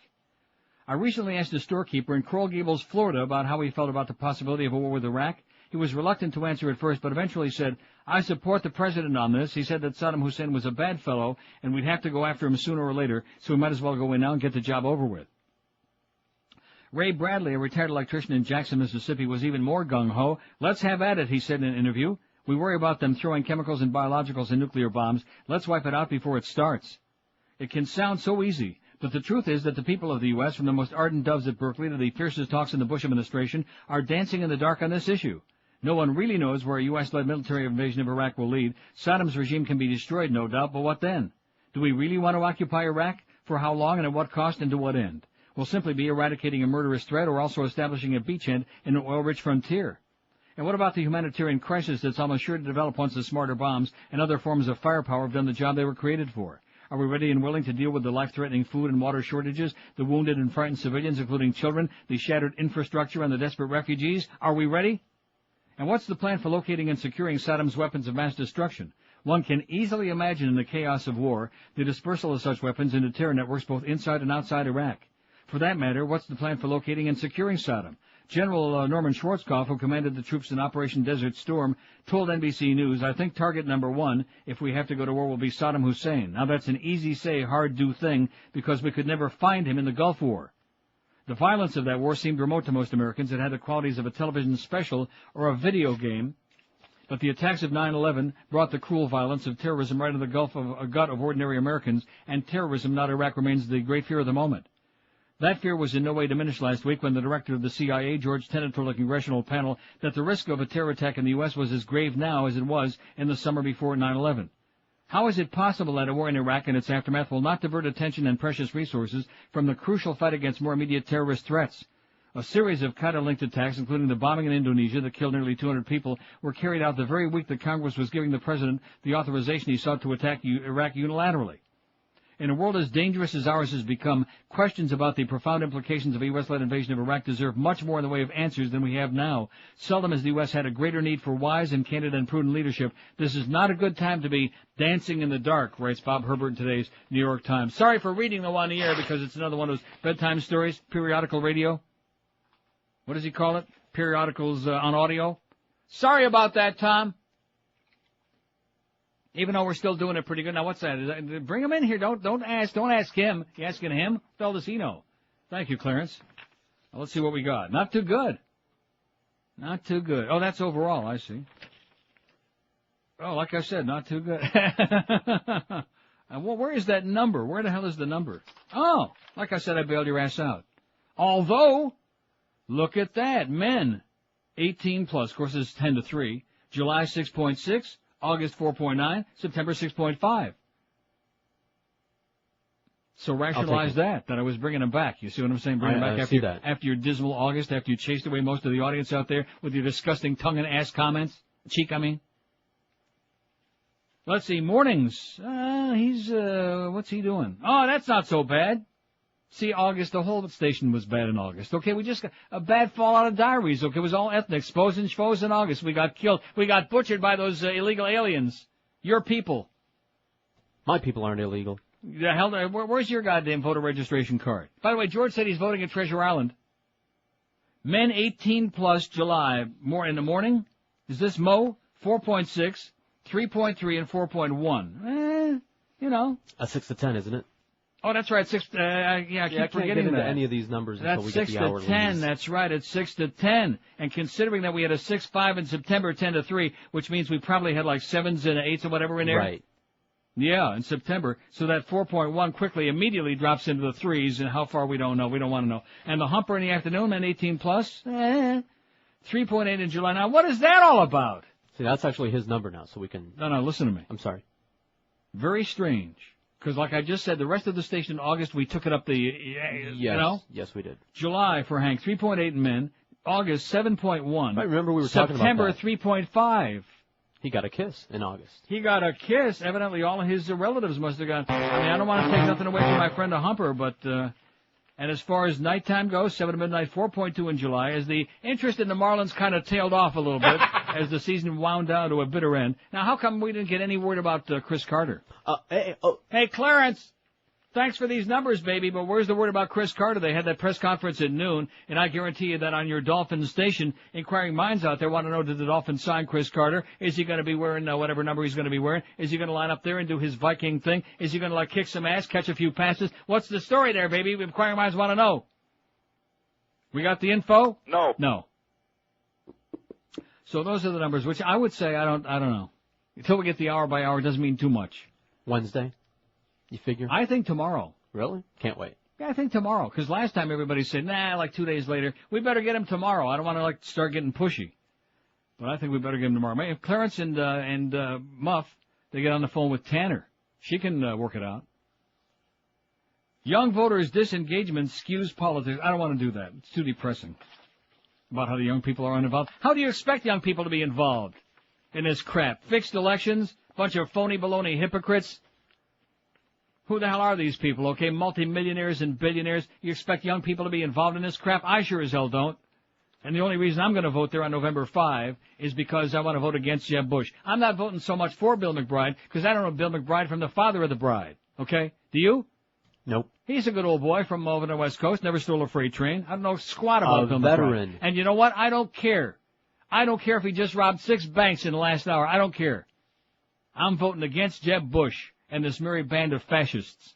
These good, holier-than-thou, goody two-shoes, born-again Christians pointing the finger. Not only that, he's got it all covered. He's born-again Christian and he's Catholic. And he's got the most dysfunctional family since the bunkers. It's incredible. How much of that press conference? Which press conference? Wants that. That's when the final decision was made. So I can't control what was out there in media and talk and all that stuff, and none of our players should be. And I promise you it didn't have any effect on the football game. Dave, how much gas does this guy have left in the tank? Of course, I didn't hear anything important yet. He's going to be 37. Like if they Does signed it help that he didn't go through training camp and things like that? Could this be a freshman guy? Oh, I definitely think it probably helps that he didn't have to go through training camp, in the heat and everything that's involved with Don. Yeah, they got him. Just by based on what. Now, see, it's too bad that we have to open that up and put it on the air as opposed to somebody over there in our sports department bringing in the information for us on your Dolphins station. We're always getting bitched at. You didn't carry the Jimmy Johnson press conference. You didn't carry it. Remember that? Right. Always. So we're saying, okay, well, bring us the information. We'll put it on immediately, if not sooner, as soon as it's available. And what do we get? We get these crappy numbers. We're Sports Radio 560, QAM. That was sensational. The door opens. Clarence opens the door, looks at me and says, they signed him. That was fucking great. Thanks, Clarence. Chris Carter. Condoleezza, Chevron Mooley. But can he play quarterback? With your funky yellow teeth so far apart. Condoleezza, what you be doing? Yes, neo-fascists like that token Schwarz's dog. Hello, George. Is you dead 'cause you a high-toned boot-lip Negro? Oh! Is you the blackie and your mammy who be smart? So they like how you shine their shoes underneath the. All the way you wash and park the whitest cars. Georgie Jr. said he trusts you, Condoleezza, to sell our allies on the greedy oil wall. But then he make you clean all the White House bathrooms, the tub, the sink, the toilet, and then scrub the floor. They tell you don't wear sandals, Condoleezza. Your cold chip toenails make them wanna retch and puke. Your nappy leg hair look just like it be Velcro. The GOP want you to be their token spoon. Another trained monkey. One day while you be flipping pancakes, you may realize that they're treating you just like your Esther Roll. That's when your head will move from side to side, Condoleezza. Until Bush and Rummy, they be cracker assholes. 12:33 at 560 WQAM. We have 362 votes on the poll. Pretty weak. The media coverage, well, of course, it's pretty weak because the whole thing's anticlimactic now because it looks like it could be over. It could be, it might be. And it might be, it might not be, as Harry Carey would say, and it ain't. But still it goes on. 2 people in custody in Richmond, Virginia, and the story goes on. Actionable. Think about the raid. Press conference 1 o'clock in Richmond, Virginia, which certainly won't be nearly as important as the press conference that we just concluded there where Dave Wanstead said, oh, yeah, we signed Chris Carter. Don't you think that was a lot more important than catching the sniper that's shooting innocent people? Well, here locally, sure. And got everybody in terror? 362 votes. Media coverage has been just another feeding frenzy like O.J., Chandra, JonBenét. 247, 68.2%. Shame on you, you talking head channels. Maniacs. It's been okay, 50 people said that. Outstanding, 37, and too much, 28. So when you add the too much and feeding frenzy, you got almost 76%. Pretty patriotic. So it looks to me like we did pretty good in September, like I really bailed your old spick ass out. Thank you. And, see, I don't want to start talking too loud, because who knows? Maybe the Mad Dog had a huge September. You think? No. Okay. But it could be. It could be. But my point being this, okay, since I'm sure little bald Tommy is still listening right now, he's got it cranked up real loud. He borrowed somebody's radio in the office. He's got it cranked up so loud it's vibrating. But at any rate, if we actually did make that big comeback in September and got a real good number in there, which helped salvage our number 1 position, you know what I'm talking about? Uh-huh. How could that be possible when I'm reading all these periodicals on the air? How's that possible? Just, they love you no matter what you do. Yeah, right. Right, except if I put Tom Jick on here to belch. Then they're not too happy about it, okay? If we put little Tommy on there to share his gastric distress with the entire audience. Seriously, you've heard me say that before. I'm not making it up because he wrote this crap in yesterday's book. Yes, often. He always used to belching and puking like he'd just eaten 45 tamales or something. Thank God, though, he restricted it to that orifice. He kept it in that orifice. So let's see. So Mo didn't do all that bad from 6 to 10. Now 6 to 9, that could be another story, Mo. See, that's another thing that makes it so ludicrous that he's adopted this hard-ass, obnoxious, disgusting, militant, me against the world kind of attitude here. You follow what I'm saying? Yeah. We're supposed to be a team, Mo. We'd like to embrace you. Not physically, obviously, because you're a disgusting old man with a bad wig. But we'd like to embrace you. Be a part of the radio station, not a freaking island, okay? Not like way out there on a goddamn limb all by yourself, because it's very obvious that you by yourself can't carry this radio station, all right? You may have a nice back, but it's not that strong of a back to, try to carry everybody else. So maybe lighten up a little. What do you say, huh? No. No? Ain't gonna happen, is it? No. We'd love to embrace this man, but there's still a chance to, at least communicate with us. Hello, George. See, he won't speak to me. He speaks to you. Hello, George. And just out of spite. Just out of spite, he does that.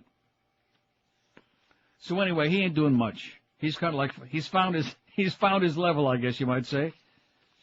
So the Humper had that real suspect month there in August. That's all right. He'll take it. You'll take it, right, Hank? He'll take whatever we get. Just he like deserves that. It. He does deserve it. I don't begrudge him anything. He deserves all the good stuff he gets.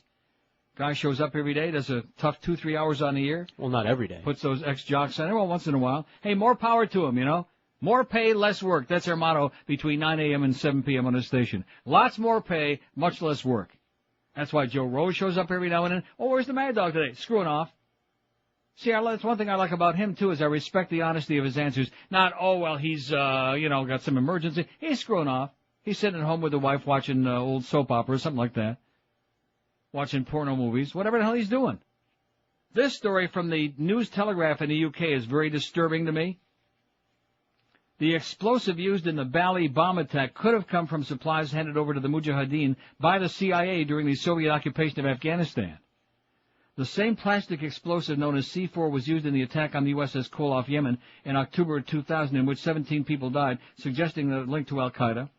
A senior member of Al-Qaeda has told U.S. investigators in Afghanistan that it sent Abu Bakr Bayasir, spiritual leader of Jama'ah Islamiyah, a large sum of money in order to allow him to buy explosives. A U.S. report on the interrogation of Kuwaiti-born Omar al-Farouk, who is being held in Afghanistan, refers to the transmission of $73,000 from Saudi Arabia to Bayasir, which he used to procure explosives. But security sources caution that the explosive is much easier to get hold of than some reports have suggested. Well, there you go. Maybe you did, maybe we didn't. Just like that poison gas that we provided for Saddam. And when he used it against his own people and the Kurds, we said, Police find meth lab on SMU campus, speaking, by the way, of inflammatory substances. Police at Southern Methodist University say they found a methamphetamine laboratory in a campus music practice room. A Methodist lab? Practice makes perfect in a Methodist methamphetamine lab. No arrests have been made, said Campus Police Captain Tommy Jones. The drug production lab was found at the Owens Fine Arts Center on Thursday, a few days after students returned from fall break. The center houses the Meadows School of Fine Arts, including offices, classrooms, and practice rooms. All are open to the public until the center is locked up at night. Investigators collected several items used in the making of the drug, as well as papers bearing fingerprints and other clues investigators hope will lead to the people who used the lab. Certainly wasn't our fine, upstanding musicians, was it? Just like that business about KAT and that classical music. And let me say it again. How come the guy that's supposed to be writing about radio and TV isn't writing about radio and TV? Live and local. This is Sports Radio 560 QAM. Lollipop, little boy? Life would be so very hot if I were a bumperclot. This what women use a lot to prevent the panty spot. They get nasty and they bitch when they have their period. Yeah, man. To stop gushing out the slot, they slide in a bumperclot. Short-in women, big and fat. Not for me, I don't like that. Long as they are not too wide, I feel comfortable inside. Loop me up and slide me in, and let the fantasy begin. What I'd like to be a lot is to be a bumperclot. Yeah, man. Slide me in slowly now. Squat down low. In between your thighs now. And load me in the hole. What I do to pleasure you, I vibrate inside your tube. I would shout aloud like cock, a doodle-doodle-doo.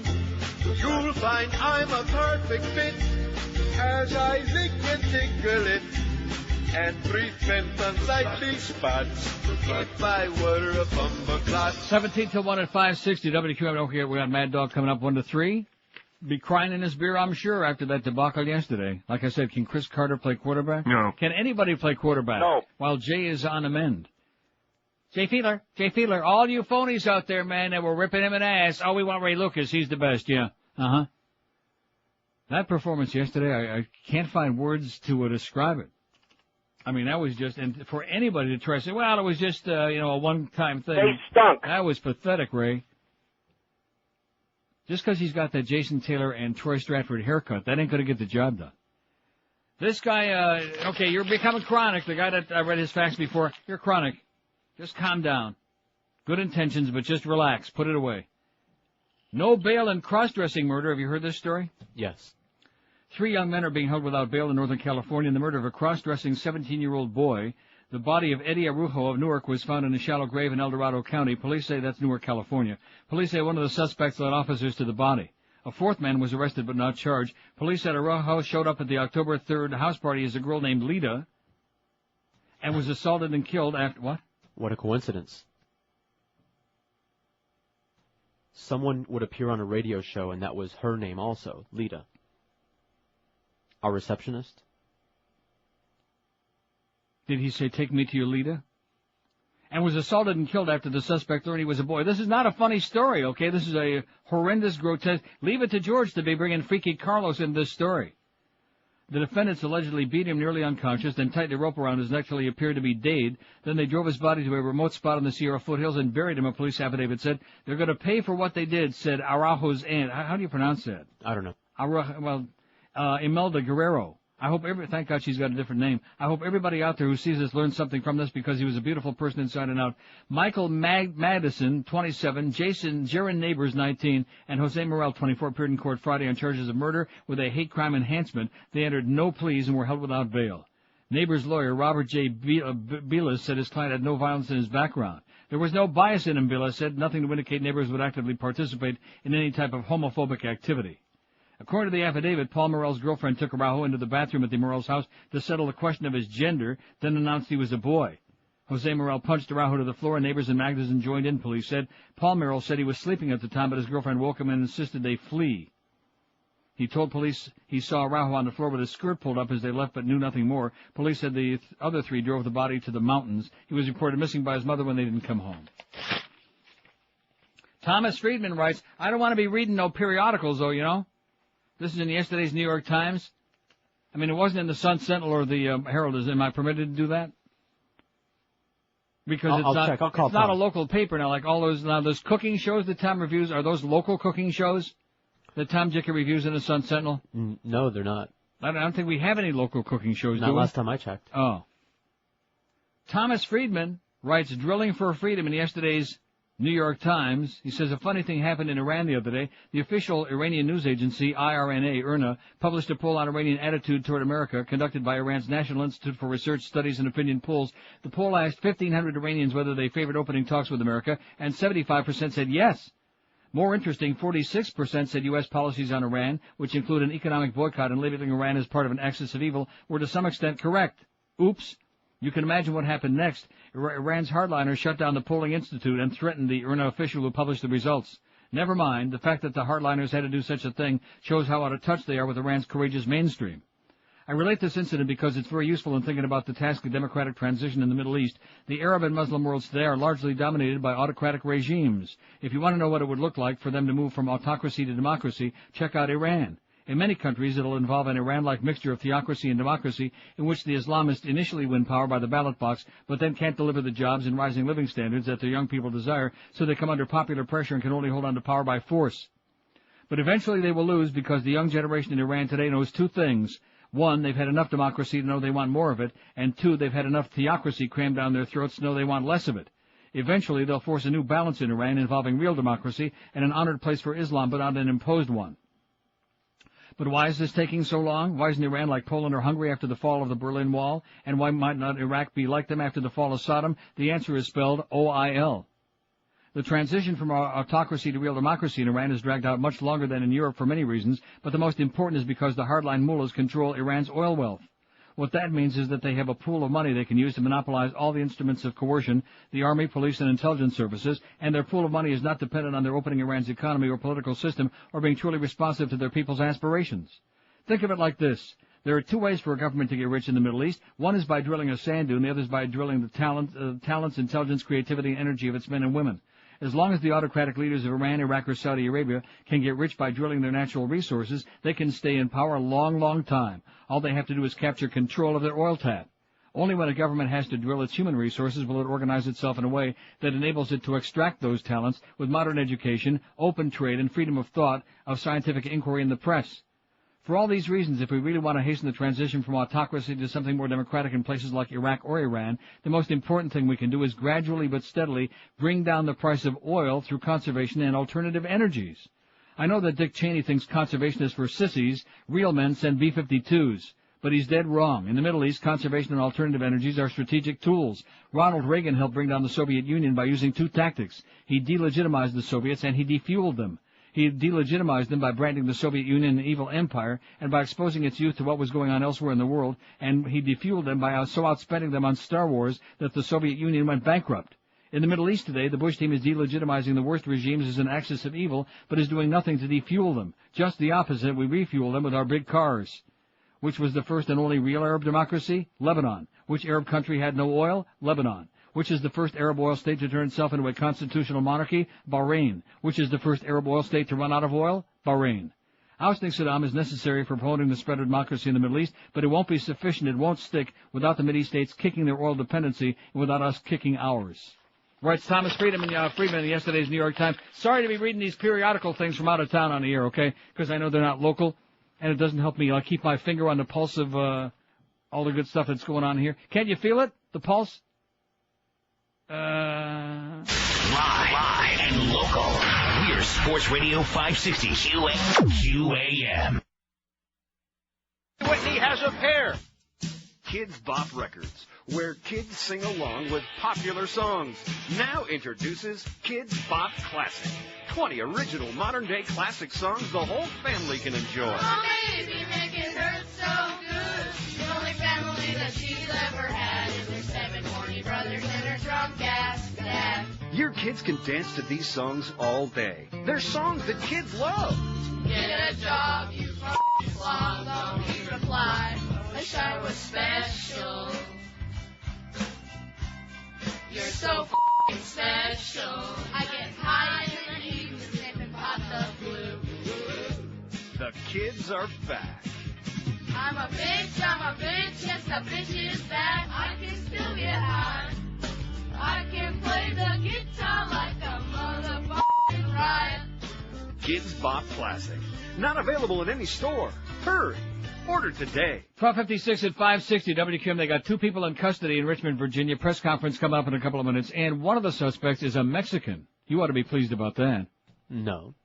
Well, why not? You don't like Mexicans. Oh, that's right. You were hoping it was a Puerto Rican. Weren't you? Well, no, seriously, isn't it? Look. I don't dislike Mexicans. I don't want to get into an ethnic thing, but isn't it? And see the one guy that said they were like olive-skinned? Mexicans are like olive-skinned. So maybe that the shoe-fly-ply, apple-pan dowdy guy, maybe he wasn't all full of crap. Huh? Maybe he knew something. I doubt it, though. He was a scumbag. Career criminal. But at any rate, so what I was starting to say before I got interrupted by Tom Jicka and all those periodicals, the fact that this guy, at least one of them was Mexican, it's better than if it turned out to be like somebody of Middle Eastern descent. You follow what I'm saying? Oh, yeah, no, much better than that. Because if they both turn out to be like anything. Ragheads. Anything, yeah, if they both turn out to be ragheads, we'd be uh-oh. Oh, my God. Yeah, like that. But Mexicans, yeah. And of course, not only that, but we don't even know if these are the snipers. Right, no, we don't know nothing. A lot of this they have no way of knowing. They have no way of knowing if there's any kind of terrorist. Yeah, see, no way of knowing, that's it. No way of knowing. No way of knowing. Howard Kurtz, this man, seriously, when you see him on the screen, you know your life has reached the bottom, the pits. This man is so full of crap, and what they did to him yesterday, I loved it. He had his own little pen. Hey, Pally's walking, look at that. Pally's got a walker now. Nice going there, Pally. Every other day only. And, of course, now he's pretty good with these numbers. Maybe he can get that stuff for us tomorrow. What? As soon as he can. As soon as they're available. He said, I'll look. He didn't say as soon as I can. I can hear through the glass. No, he said, I'll look, but then they don't. What is that? What is that he's handing? Fat Boy's in the other room. In there with it. And he's waddling in here with his walker. Look out. Uh-oh. Jesus Christ, 600 pounds waddling through that door. The whole building is shaking.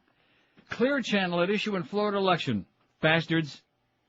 Democrats in Florida trying to make a campaign contribution from former Clear Channel executive an issue in the state's campaign for governor. Carl Eller, not the football player, the retired